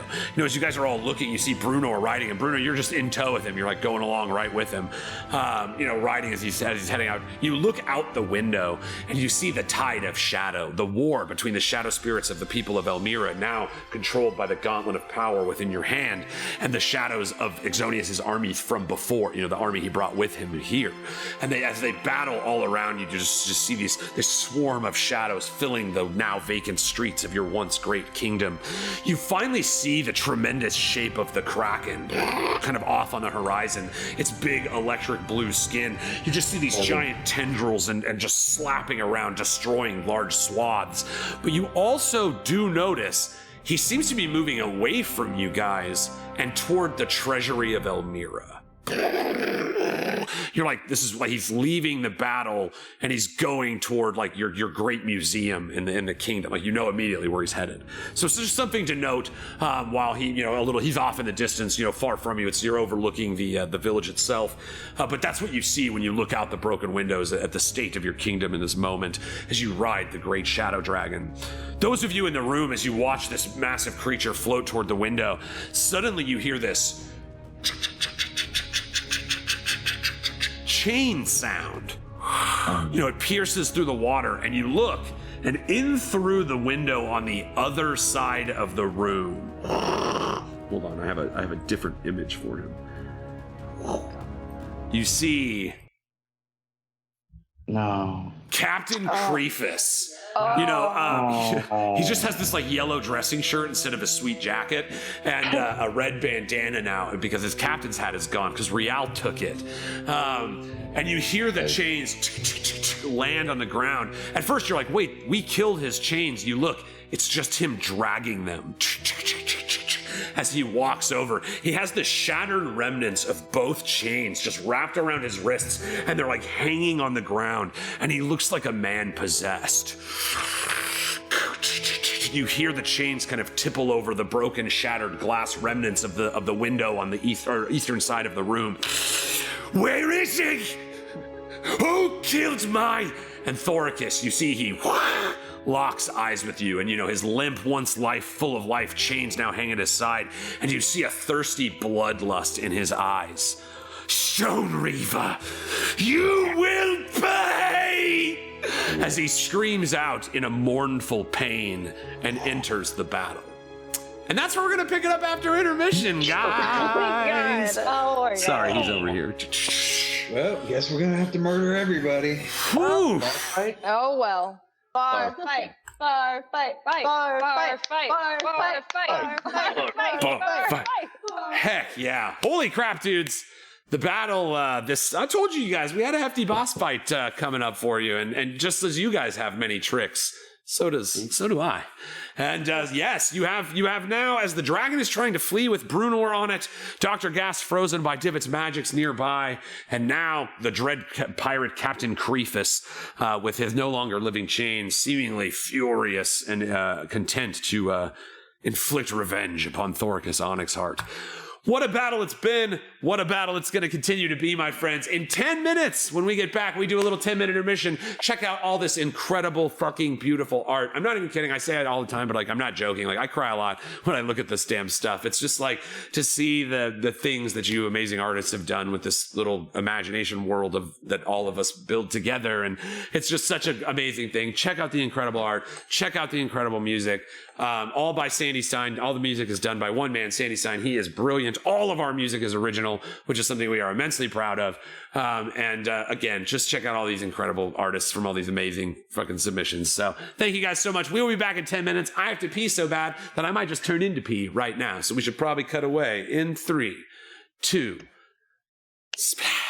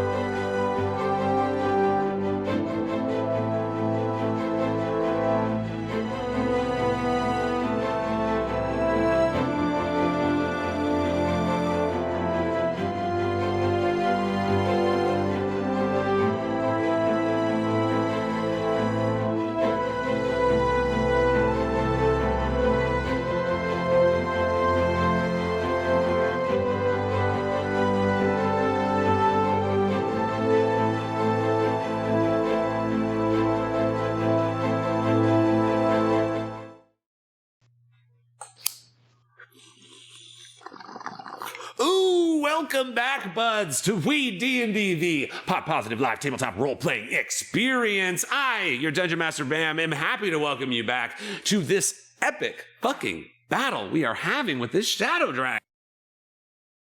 The Shadow Dragon Exxonious has been infected with a blood parasite by Divot, who climbed inside of him and thusly was vomited out. The Drowned Hound Bounty Hunter group, both the representatives, Dr. Gast, and then their captain, the dreaded Captain Creefus, now have entered this fray as well. The Coral Throne Room is a-bumpin' and filled with light, piercing away the shadows that would keep Exxonious protected. The five have pretty much freaking unleashed on them. Well, four of them, because Rial has been plucked away by the skeletal hand of death. To what end? I'm sure we'll figure out eventually. So there we are. We're gonna jump back in. You guys are still standing in the Coral Throne Room, now illuminated by the actually at this point it's finally going out. You see the last of the bright light of the firecracker finally fizzling away as the throne room is still filled with the holy light from both the Ganjaria and the Tuna Hawk statues, the heroes of Elmyyra. Currently, Exxonious, with Brunor riding it, is on the west side of the throne room nearest to the broken stained glass windows, preparing, it looks like, to GTFO, to bounce out of here. But the movement that he had only allowed him to get that far. Divot, you're standing on the pillar, nearest to the Ganjaria statue, with Dr. Gas kind of magically frozen by your command presence. Thoricus and Tynna, you guys have just watched as he flew away.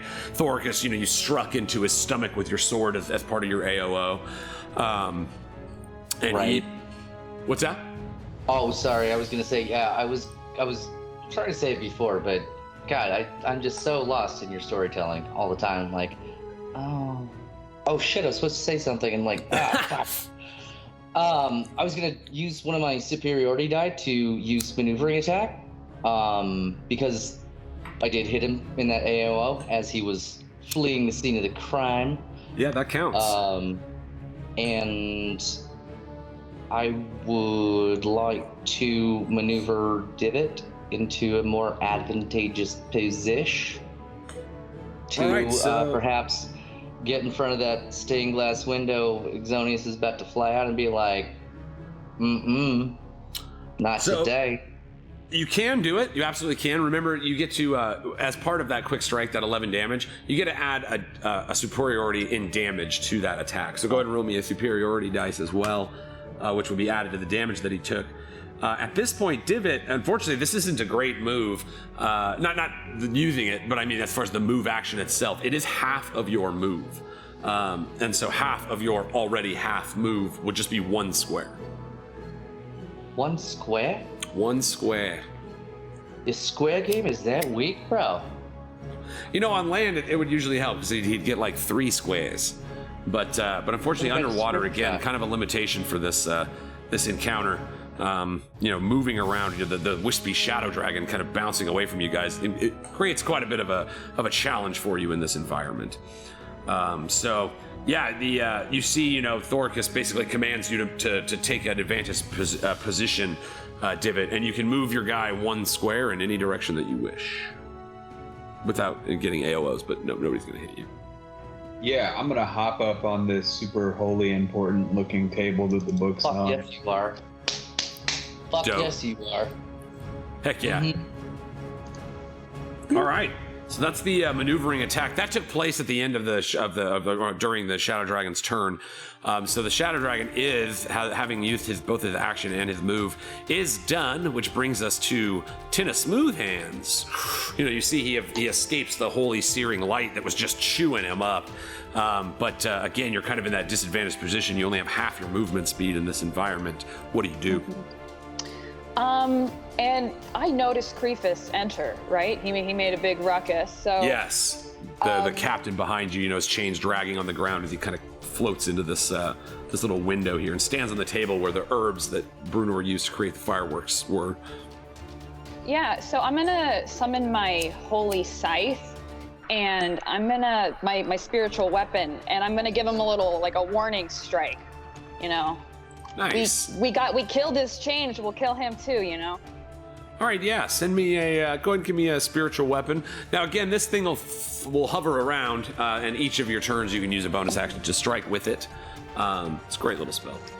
And I'm gonna go ahead and upcast that to level 4 too, so I can do some extra damage. Nice, beefing up your swings. Ooh, but you rolled a 1. Yeah. The dice. Now it's great that upcast. That's still every round though. Like it'll do that additional damage each one. And you were attacking Creefus, is that correct? Yeah. Yeah. So you see, he's standing there, not quite as imposing without the living chain swarm that hung around him. But if you recall, he had like a very tight bond with those chains and cried as if watching his children die when they were broken by Thoricus. And so it's like in this moment you see his eyes filled with this bloodlust. He's looking past you, Tynna, like even though you're an imposing force in your own right, he's just staring at Thoricus. He seems intent on settling this vendetta. But he suffers the same movement penalties that you guys do, so that's nice. Yeah. You shoot it over at him. You see, again, it's like he's looking past you, and as the spectral scythe comes, he just like deflects it out of the way and never stops, just blood staring directly at you, Thoricus, from the eastern side of the room. So he's, he just bats the spiritual weapon away. It's magical, so it's still there, but unfortunately rolling a 1. Oh, I didn't do our shit crit. Oh, yeah. Gosh, I got it. Y'all? Rules are rules, man. Oh, me neither. Thoricus with all these crits today. Gonna just break it. I gotta bring the shit crit action. Come on, there guys. There it is. You're back. You did the power. After a superhero pose, what better than a shit crit? Right. So yes, unfortunately, the spiritual weapon is deflected by Captain Creefus. 16 AC for those of you anybody's attacking him. And that's that. So that, I believe, if I'm not mistaken, is it an action to cast and a bonus action to use, or is it just a bonus action to cast? I believe it's a bonus action to cast. That would make sense. I don't think there is a mechanic that does action and then bonus action. Maybe and bonus action. Bonus action, bonus, everybody loves a bonus action. Bonus. Okay, as a bonus action on my turn, I can move it. All right, so and the casting time is 1 bonus action. So it casts a bonus action to cast. You still have an action if you wanted to cast a cantrip or do anything with your action. Yeah. Let me look at Spare the Dying real quick to make sure. No, I think that'll do it then. Okay, sweet. So you did you want to move at all, or are you just gonna stay where you're at? Again, you only would move 3 squares. Yeah, I'm not really gonna move because I'm so affected by the movement speed. All right, sweet. So Tynna, you sit down. You send the spectral scythe, knocking Creefus back a step. As his chains kind of settle on the windowsill, but he still seems content to enter the fray. Brunor, you're posted up in the back of this dragon. What do you do? I try to stab my sword into his, the back of, where I'm at to really get myself some, footing. I'm not going anywhere. As you did against Sithronax, you stick the blade in Harnax. Harnax, yeah. Yes, as you stuck it through. Yeah, too many axes I have a lot of X's in my fantasy names. You're fighting Exxonious right now. Yes, 22 AC is more than enough, Brunor. And in fact, you're still getting, while you're in this room, you're still getting the +2, so 24 AC. That's a hit, max damage, 13. You slice into his head and deal 13 damage.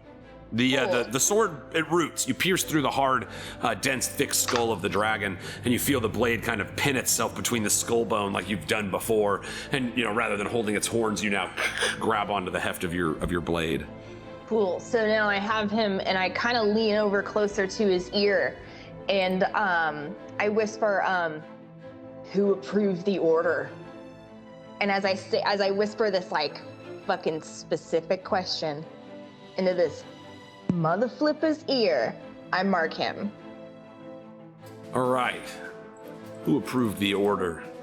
I'm telling you, I am a prince. I only fight on the front line. I do nothing with any sort of watching the wall or the torches. I have nothing to do with any of that. So who put in the order to put me there that day knowing I was not going to show up? All right, yeah. You whisper the phrase into the ear of Exxonious. And you can as he's sort of kind of thrashing around, still dealing with these like parasitic blood beasts inside of him, you see his head kind of stills for a moment, and he begins to ponder what you're saying, Brunor. I just want to kind of clarify, make sure that I'm getting you. So you're referring to the order, the reason that you were not at Elmyyra when it fell. Am I correct? Yeah, so like I'm only known to like go on missions and like, be the first person in and last person out. Like that was my whole thing. I was always with my father on the battlefield. Like I always did that shit. So whose fucking great idea was it out of nowhere to suddenly make me babysit? Like I would never show up to that. I'm sure I saw the order and fucking threw it behind me. I rolled a joint with it and smoked some seaweed. Like I had nothing to do with that. Like whose idea was that? Who's that smart to know I wouldn't show up just in time for this jackass fucking meaty pants to show up? Yes. And Brunor, although Exxonious may be searching his brain for this answer, you almost as upon asking it, suddenly the pondering of it all, the room you're in now, the familiarity, the tactics, the mind that it would take to set up, not only this absence of you at a key moment, but some things that don't add up in your own return to this place right now. The ship of your family's people that led you here, the shield that's the maiden's crest of that ship that sat upon your arm. It's all coming back to me now. The level of tenacity of a mind in order to put such events into motion, and strangely not be present for their conclusion either. Your sister, Ullara. You're thinking about it now.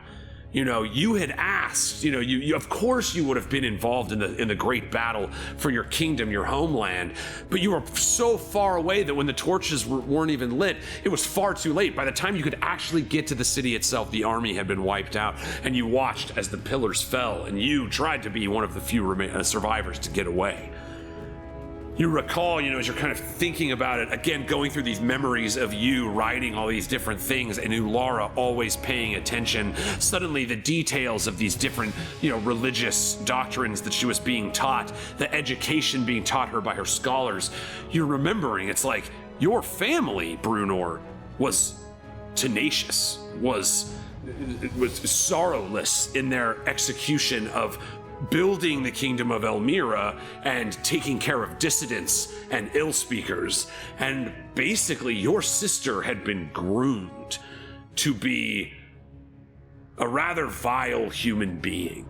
And while you refused to give into this education system that was being beat into the head of your sister, who absorbed it like a sponge, in your freewheeling, riding, adventurous ways, as you now ride on this dragon and have this almost shared thought experience with him, you're suddenly keenly aware that not only the fall of Elmyyra and your being absent from it, but your return to Elmyyra at this moment all reeks of your sister's influence. So, okay. Did she play you as much as she played me? Or are you just as aware of what the fuck is going on right now? You see, he's, there's like a little, you caught him a little bit off with this notion or this idea. And he's like, my legions, my people, why would they not follow me? Why is she not here now? Why did she go to the kingdom of stone? And he's kind of looking at you, Brunor. Now, in this moment, he seems content to just be thinking about it. No action either way, but in the beat of your 6 seconds of initiative, that is what we have conveyed. He does seem to be putting it together a little bit. This fight is going much easier than it should be. As he's mentioned, like he thought this battle would be pretty legendary, and here he is getting chopped up and slapped around by you guys pretty strong. So he's picking up what you're putting down. It's almost as if she put me here on purpose after training so hard with my motherfucking Fab Five. So I'm just gonna, until you can finish putting all that together and until you're on my side, I'm not really going to risk anything. So give me, let's leave this, let's put some dice into this, okay? Because this is, you know, your notion, I mean, this is seated in, I love it. So yes, you'll have advantage on this, but this will be, again, you know, charisma not your finest suit. No. It'll be this is a persuasion check, man. You're basically trying to say like, hey, stop fighting us. Like you're getting screwed over here. And, you know, he's not necessarily just going to believe the first thing that you say while you have your sword stuck in his head. So that's kind of my leverage. Yeah. You're like, what do you think? What do you think? How about consider we do reserve the right to fuck you up. Yeah. Okay. All right. He smells of breath on it, but he can't hit me with it. This is just a check. It's not a saving. All right. So he is not swayed, Brunor. But you know this now.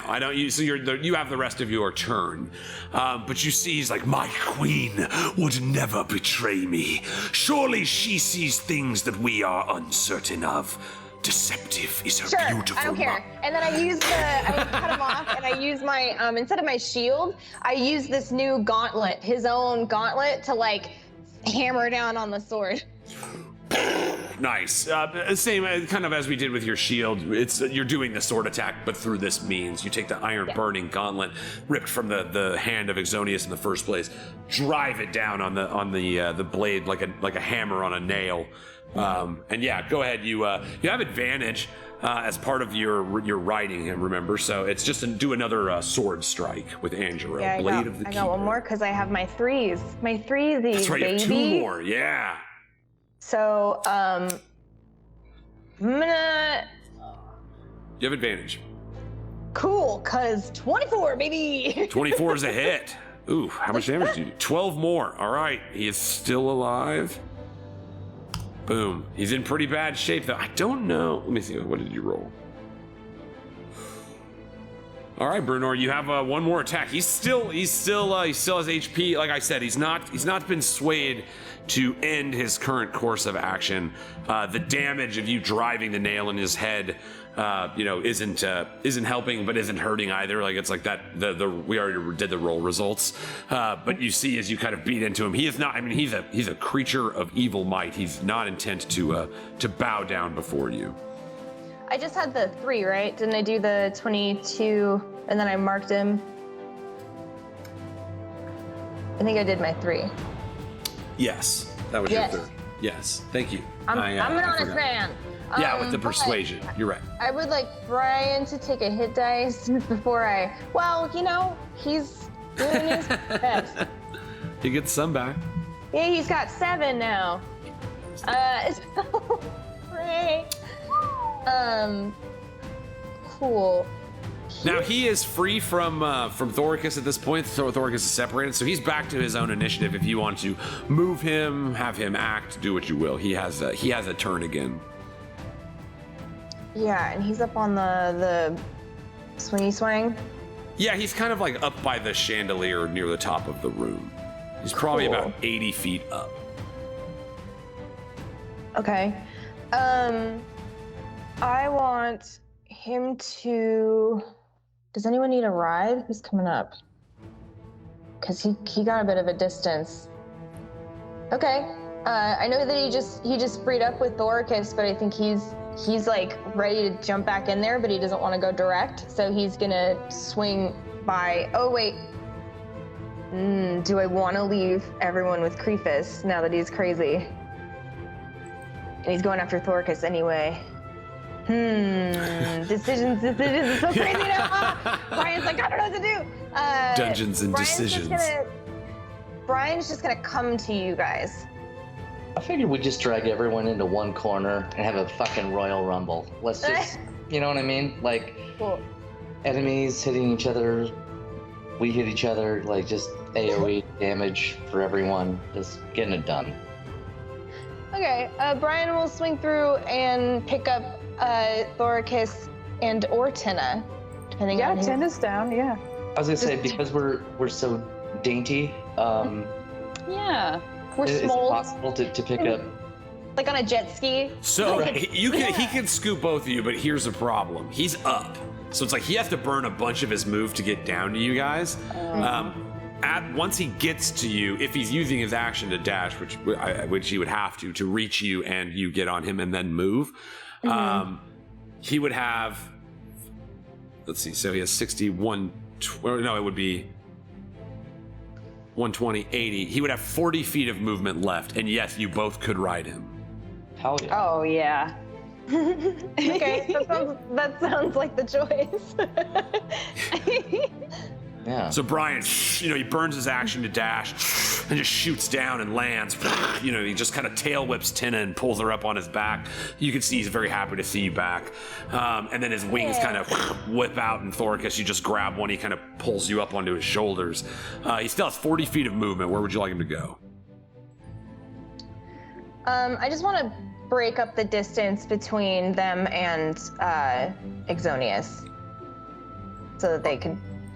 All right, Like, so you want to let's see, move, how far do you want to move? Let's see, this is 10, 20, 30.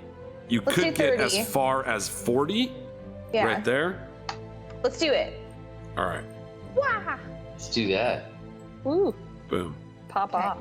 Gang's all here. Oh yeah, guys. Hey everybody. Guess where my hit points are at. What? 69. That's the funny number. Nah. Nice. Heck yeah. Shantia wouldn't have it any other way. All right, so Brunor, yeah, is that, you got anything else for your turn, or is that it? That is it. He is marked, and yeah, that's what I've got at this moment in time. And Brian's good. He's had a hit die. We'll see what happens. Pray for Brian. All right, so Divot is part of your freeze. It's Dr. Gast's turn. You see a puff on the cigar through the frozen ice as he continues to follow your command as part of this bardic pimp sauce. The target doesn't move and takes no actions. A flying creature stays aloft, so he would be flying if he was still flying. But it doesn't drop or anything like that. But it doesn't move and it takes no actions. So Dr. Gast is like a couple puffs on the cigar, but he is unmoving. Divot, what do you do? All right, and to be clear, it is my bonus action to keep him doing that. Yeah. Yeah.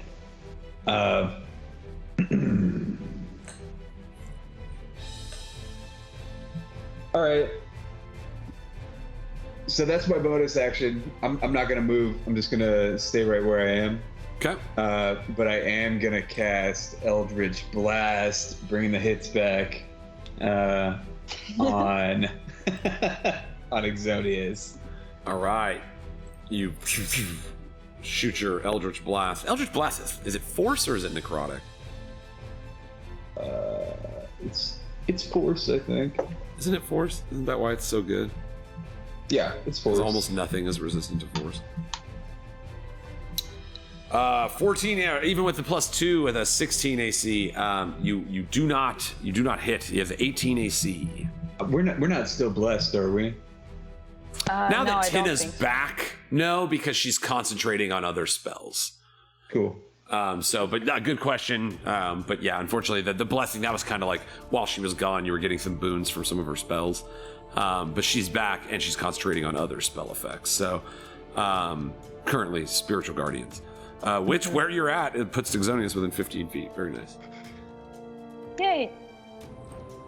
Okay, cool. It did so well last time. Yeah. Yeah. The robe of majesty or whatever, wasn't there something with that you got? Who, me? Yeah. He did that. He used the bonus action to like continue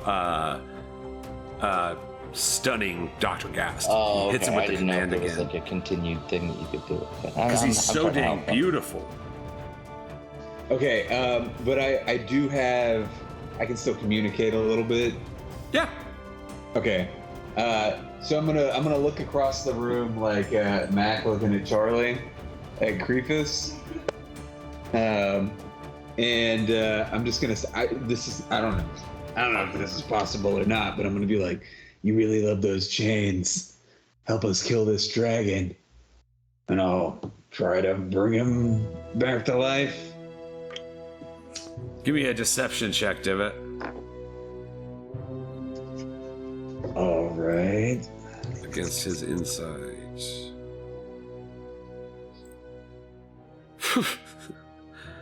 All right. 29.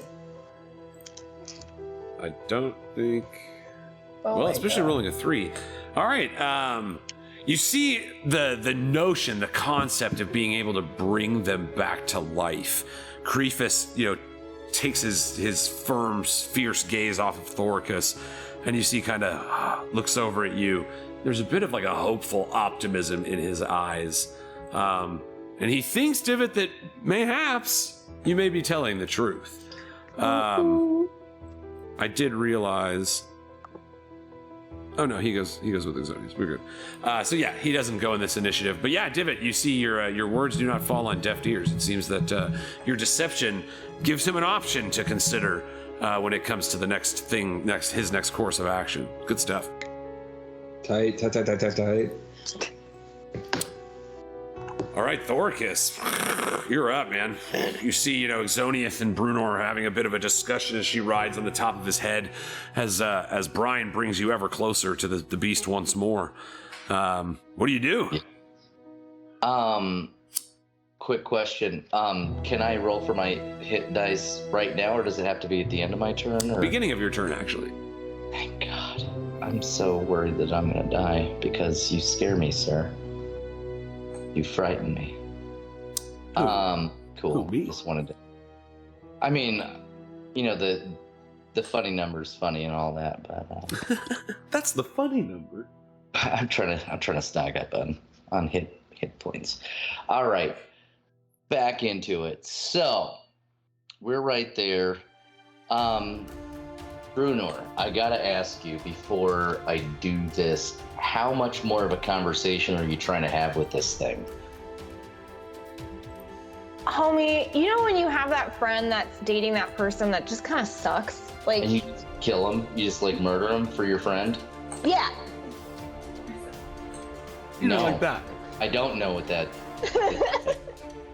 But I've I'm always just saying, wondered. like, he's not gonna get over it until he decides to get over it. And I don't think this guy, because of like the synthesis issue and everything, I don't think he's gonna get over it. He's got synthesis hangups? That's I need this guy's nut real bad, y'all. I'm just gonna be honest. Well, okay. Then it's decided then. Gotta get that note. So, I would like to, if I may, hate myself for doing that, first off. I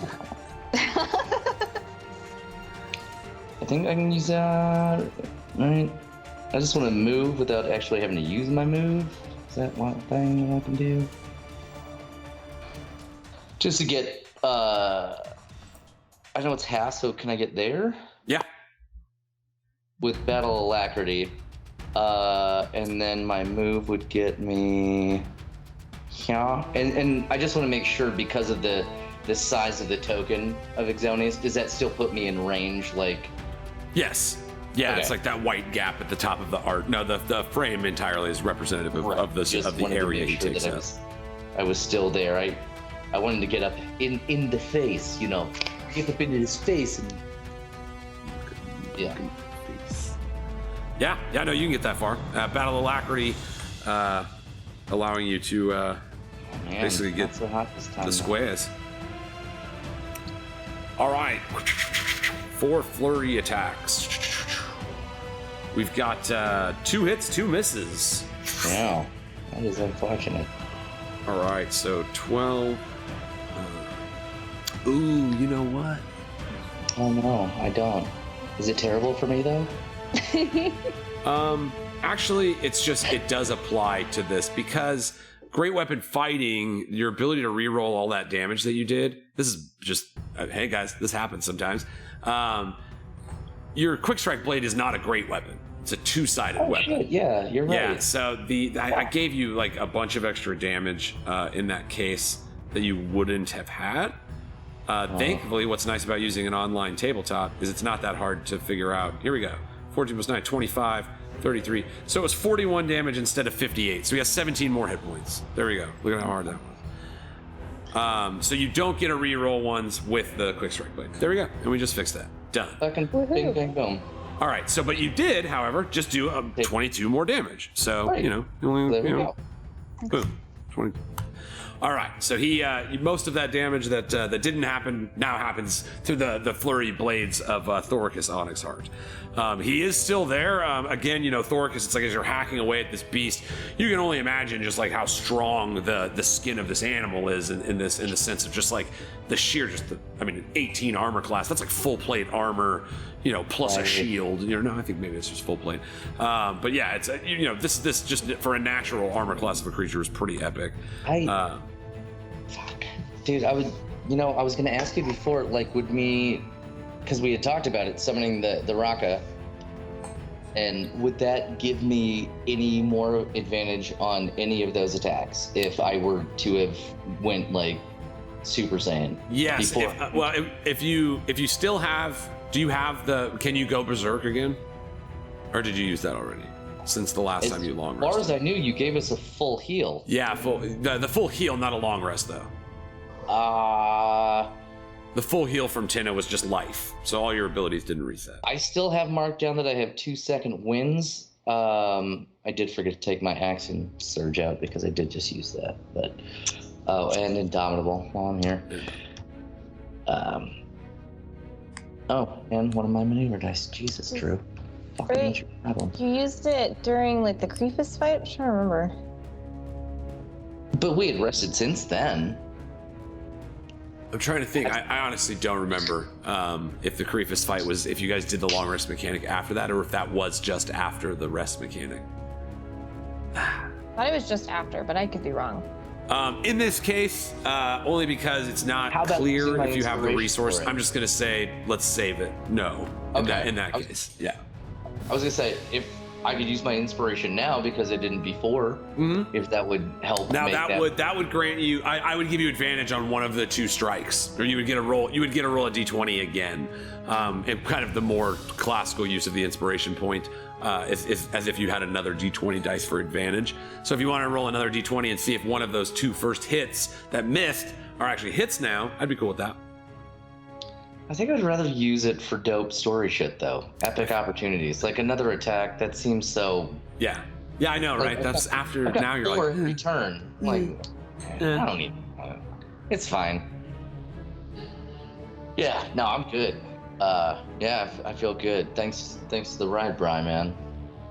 You see, his You're welcome. Of course, anytime. God damn it, Brandon. Why did you do it? All right, so Thoricus, is that the end of your turn? Well, I guess I could use a bonus action and second wind. Yeah. It's a D10 plus your fighter level. Oh, sorry. Thank you. That was just pulling it up so I could. No problem. Like I've played quite a few fighters. If it seems like I pulled that up pretty quickly, Mother it's of God. You're at 11, so that's 13 more. But still, a 2. A 2. Hey, a 2. We love 2s around here. We've somehow managed to turn both 1s and 2s into something to celebrate, which is that's the theme of today. That's how nice we are. Be nice. Yeah. Do nice. Pretty soon it's gonna be like King's Cup rules.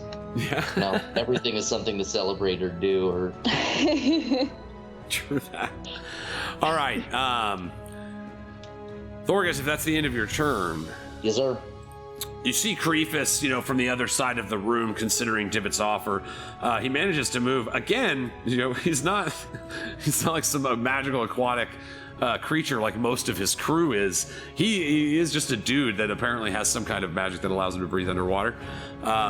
But he uses both his move and then his action to dash. And so he's not super far, but you see him fly 60 feet into the fray. His chain's just kind of dragging on the blue tile in the coral throne room, as he moves forward. He's not moving directly at Thoricus. He's kind of moving in the general area of Exxonious. So perhaps, Divot, your attempted ruse is having some hold on him. With that said, it is now Exxonious' turn.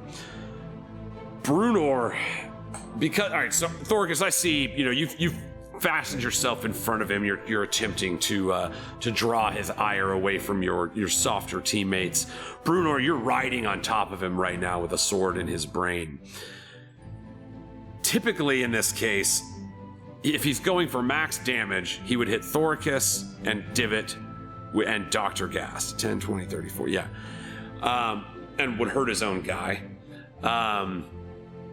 Or he would turn and hit Tynna, the source of light that is burning away at his skin. That's be all. What fun choices we have. So, It's almost like you Brunor- need somebody to flip a coin, maybe. D100? that's it. That's literally what it's going to be. It's just going to be a 50-50 chance. Brunor, if you want to influence this, like you have his head, you see it turning, and you want to move it in a certain direction, DC 20 animal handling check, and I'll let you help guide the head 25% toward whatever direction. It's got to go toward allies. You can't stop it, but you might be able to influence which allies get hit. Okay. All right. Well, it's fine. At least I'm thinking about it, and my heart is going.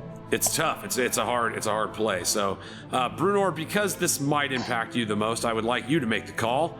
Oh my god. Is it Oh, God. is it 1 through 50 or 51 through 100? Not me. Not me. If you don't want it, I can do it.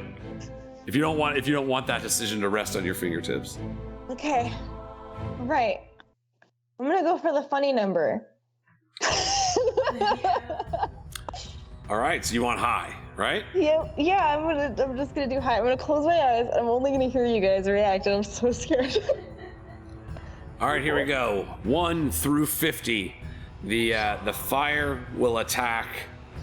I guess it doesn't. You want it high. So if it's a 1 through 50, it will attack Brian and Tynna. 51 through 100, it'll be Thoricus, Dr. Gast, and Divot. It's like doesn't go good either way. Take off my GM screen. And here we go. I'm so scared. It's high. It's high. Yes. So I mean, that's not necessarily great news, but again, it's a little bit of a Sophie's choice. But poor Brian probably would have been in bad shape had you not been able to. Okay. Cool. But that said, the good news is only Divot, Dr. Cast, and Thoricus need to make a DC 18 dexterity saving throw.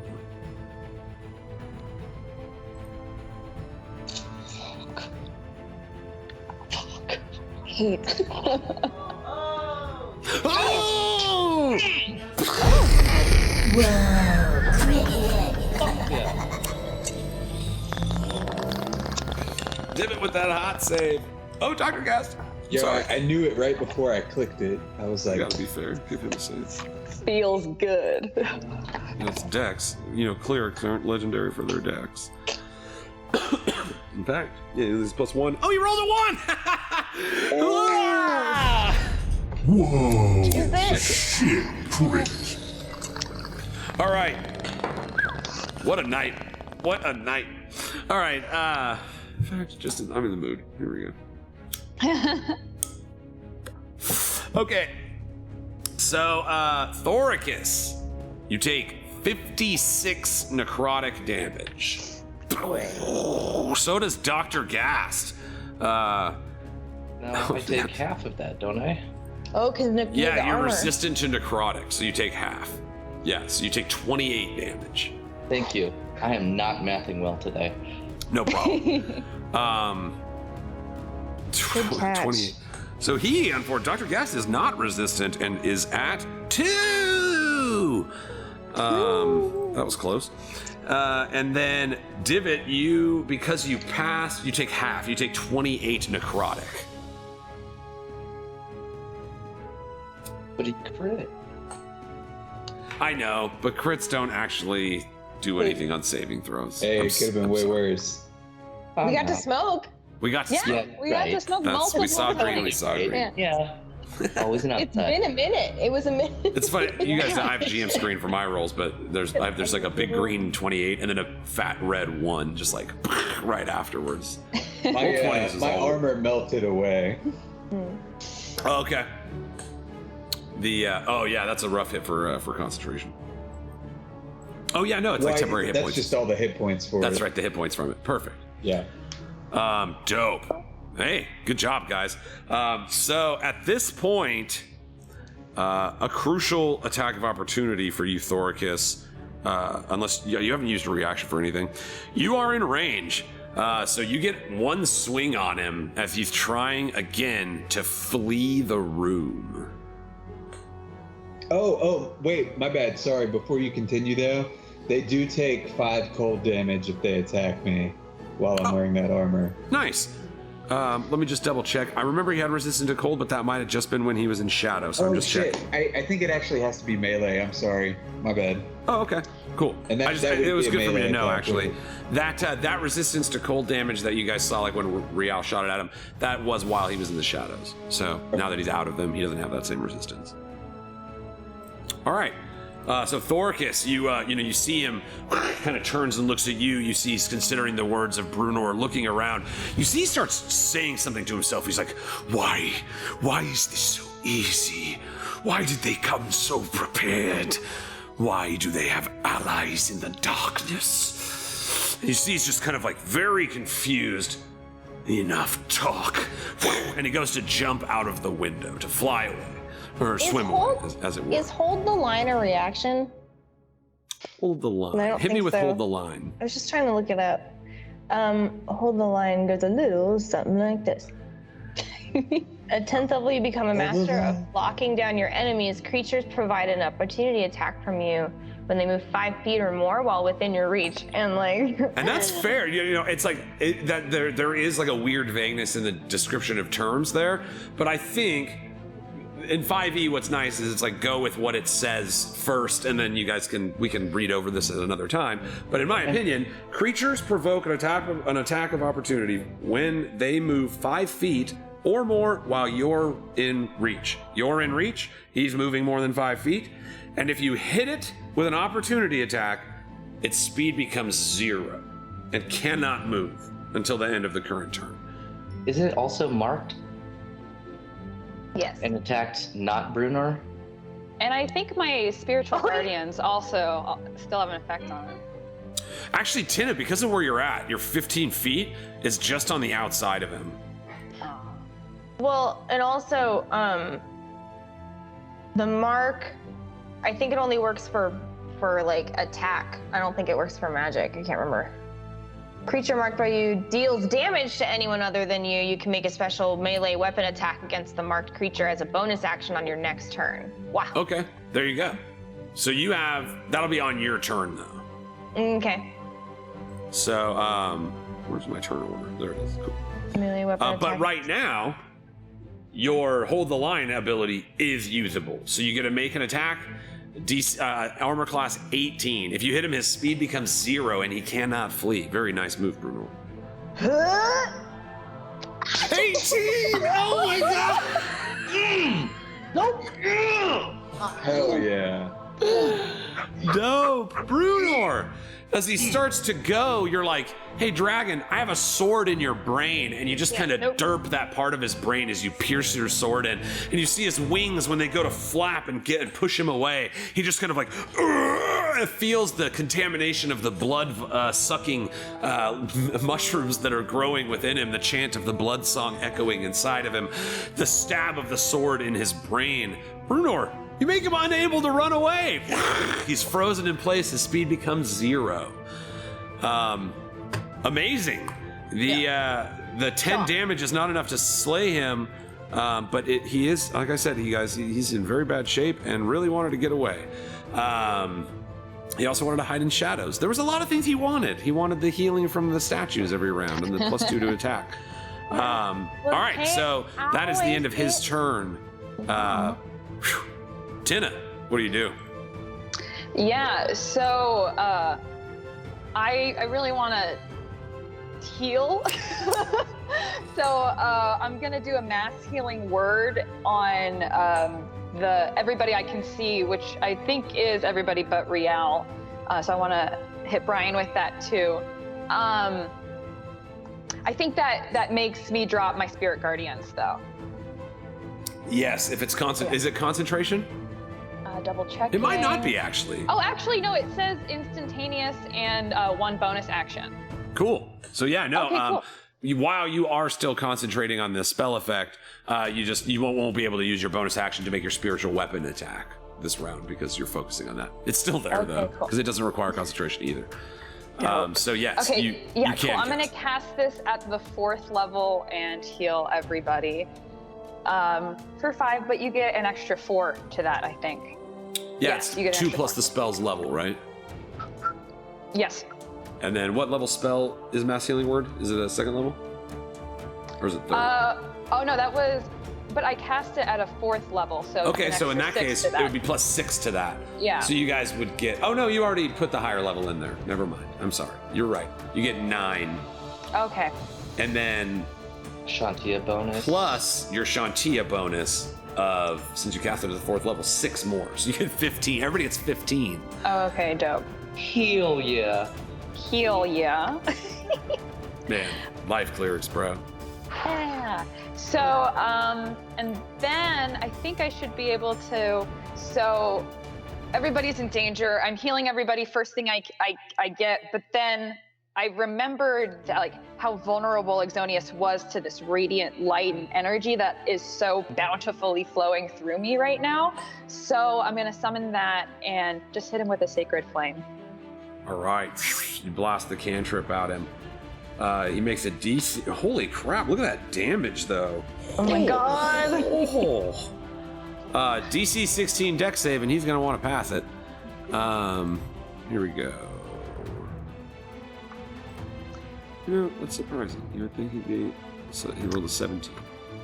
Oh! Oh! So he passes. I think I don't. It's a cantrip, so I don't think he takes anything if he passes. Flames reduce radius. Target must succeed or take.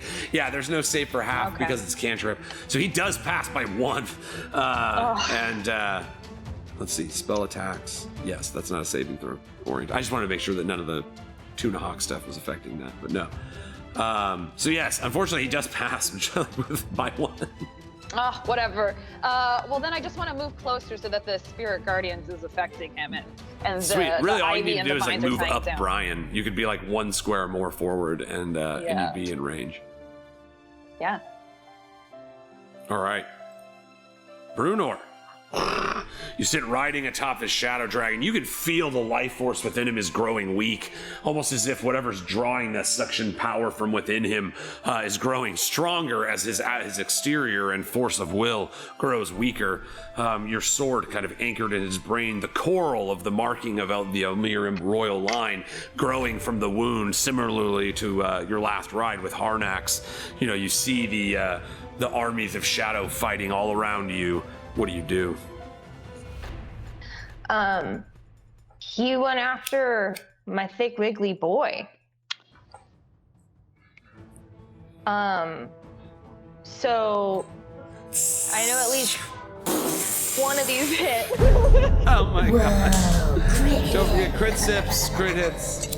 You know, take a sip sometimes too. I drink so much water during this. Alright. Whew. So tell me, I'll tell you what happens, but what are we looking at here? What are we looking at with this guy now? Alright, Brunor, hitting a 29 AC with a crit for 12 damage. Hitting a 23 AC with a 13 damage, bringing you to 25. And even with the final blow, the final 7 damage, that ends the potential hit point life of Exxonious. So Brunor, again, just like in 5e, you can decide not to inflict a killing blow. That's up to you. But I truly say, as Exxonious, the Shadow Dragon General of Sithis' presence in the Prime Material Plane, drops to 0 hit points. What do you do? Okay, so, you'd think I was gonna end it the same way that I ended our dear green boy Harnax, but no, schno, in fact. I instead get a really good grip on the sword with my feet kind of on the, like, his, like, if I'm up here, my feet are kind of on his forehead, right? And I'm holding onto the sword one way, and I just drag it down his face to just bring the point home, but I like stop at a certain point because I don't want him to die. I just want him to see me in the eyes. Yeah, the blade is set at this point, Bruno, like almost in his eyebrows, and you see his fixed dark eyes with the bloodshot, weird, veins that are running through it, locked on you. He knows you have him. Like, he knows that if you just continue the strike, the next pull of this blade will kill him, and you see, you have his attention. Your life is not mine to take right now. And then I look over at Divot, who needed that nut. And I think it's like a non-lethal, like, I'm fucking pinning him there so that, like, if he has no more hit points left, Divot can take the acorn from him. Yeah, man. I mean, that's just manners. Heck yeah, you can. All right. Divot, all right, hold up, because there's D&D of this there's times where the D&D of it all just works so perfectly, and here's a great example.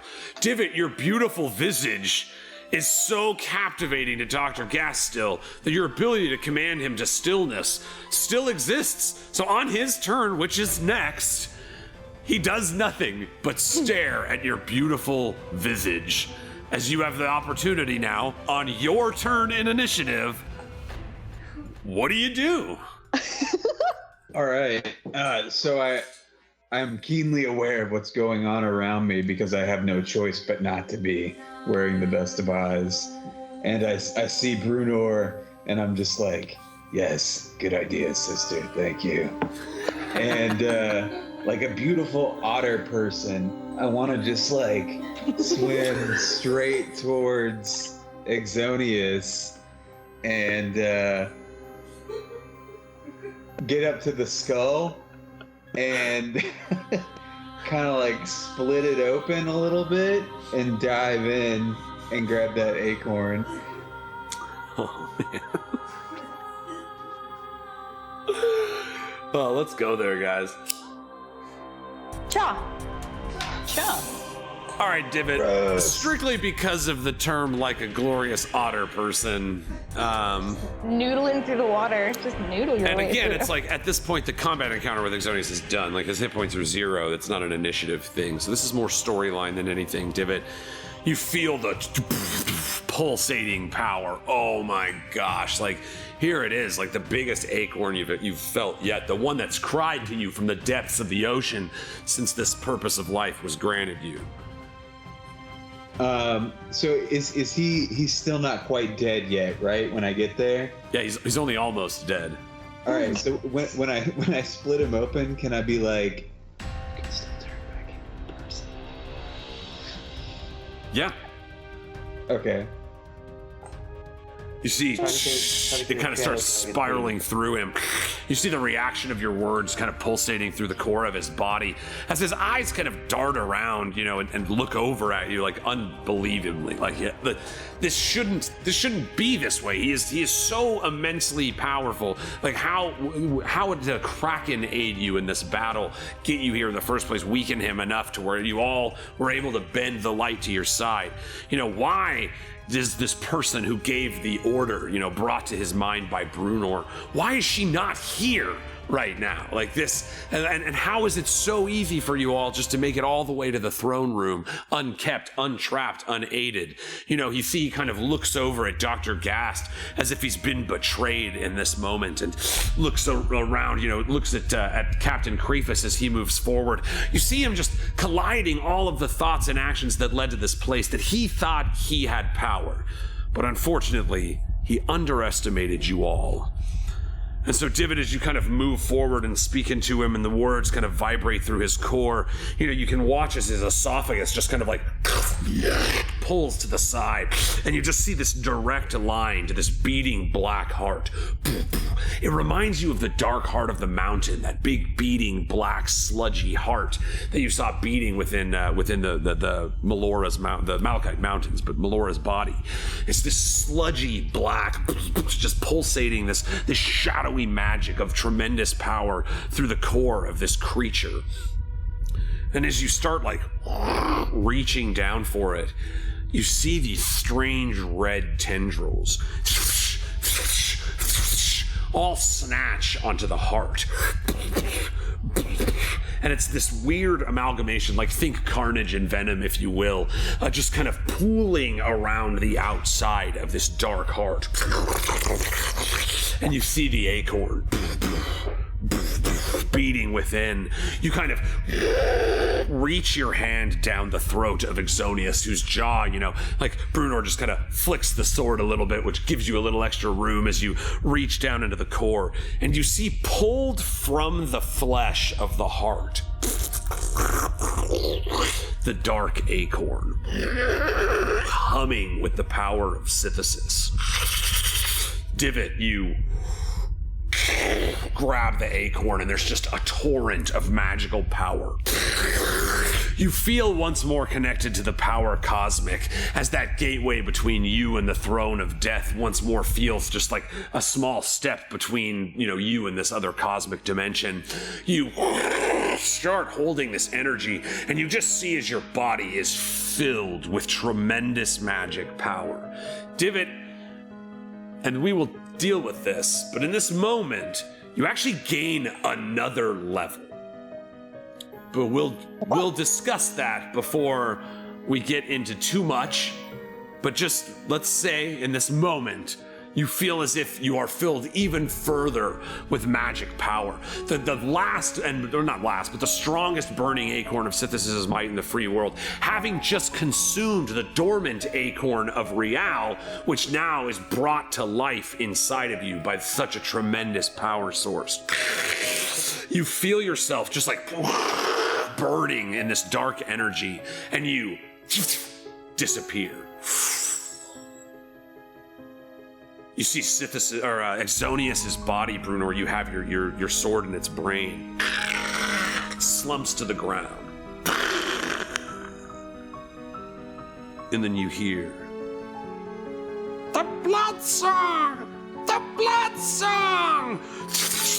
And from the corpse of the dragon that you now stand on, these red tendrils all come out and start overtaking the form of the dragon. Brunor, you kind of like, push the sword in once more, and the body falls. Gotcha, motherfuckers. That's where we're gonna pick it up next time. Don't worry, you don't have to fight the Carnage symbiote of a dragon as well. I saw the look on your face. Yeah, holy shit, guys. That's where we're gonna pick it up next time. The battle with the Shadow Dragon Exxonious ended. Now we still have Dr. Gast. We still have Captain Krefus in the throne room, and there's still much to discuss. Divot is gone. Rial is gone. Tynna just came back from somewhere. Where is everybody going? Find out next time, guys. We will be back next Tuesday, and every Tuesday, man, at 8 p.m. Pacific here on the Art Hard Studios channel. Thank you so much for hanging with us tonight. That was a blast and a half. Thanks for hanging with us, guys. Remember, be nice, do something nice, do right now. Like when you're done, just like this second. Our nice thing, we're gonna raid somebody and, and just kind of share this party and this good time. We love you guys so much. Thanks so much to my wonderful cast. You guys literally are the best of all the times. I love you so much. Guys, to wrap this thing up, because holy shit, it deserves being wrapped up just deliciously. we got us a little ritual we like to do around here. Maybe you've heard about it, like when we did it earlier. Maybe you haven't, because you're here for the first time and you're like, holy fuck, this is amazing. I have to watch more of this.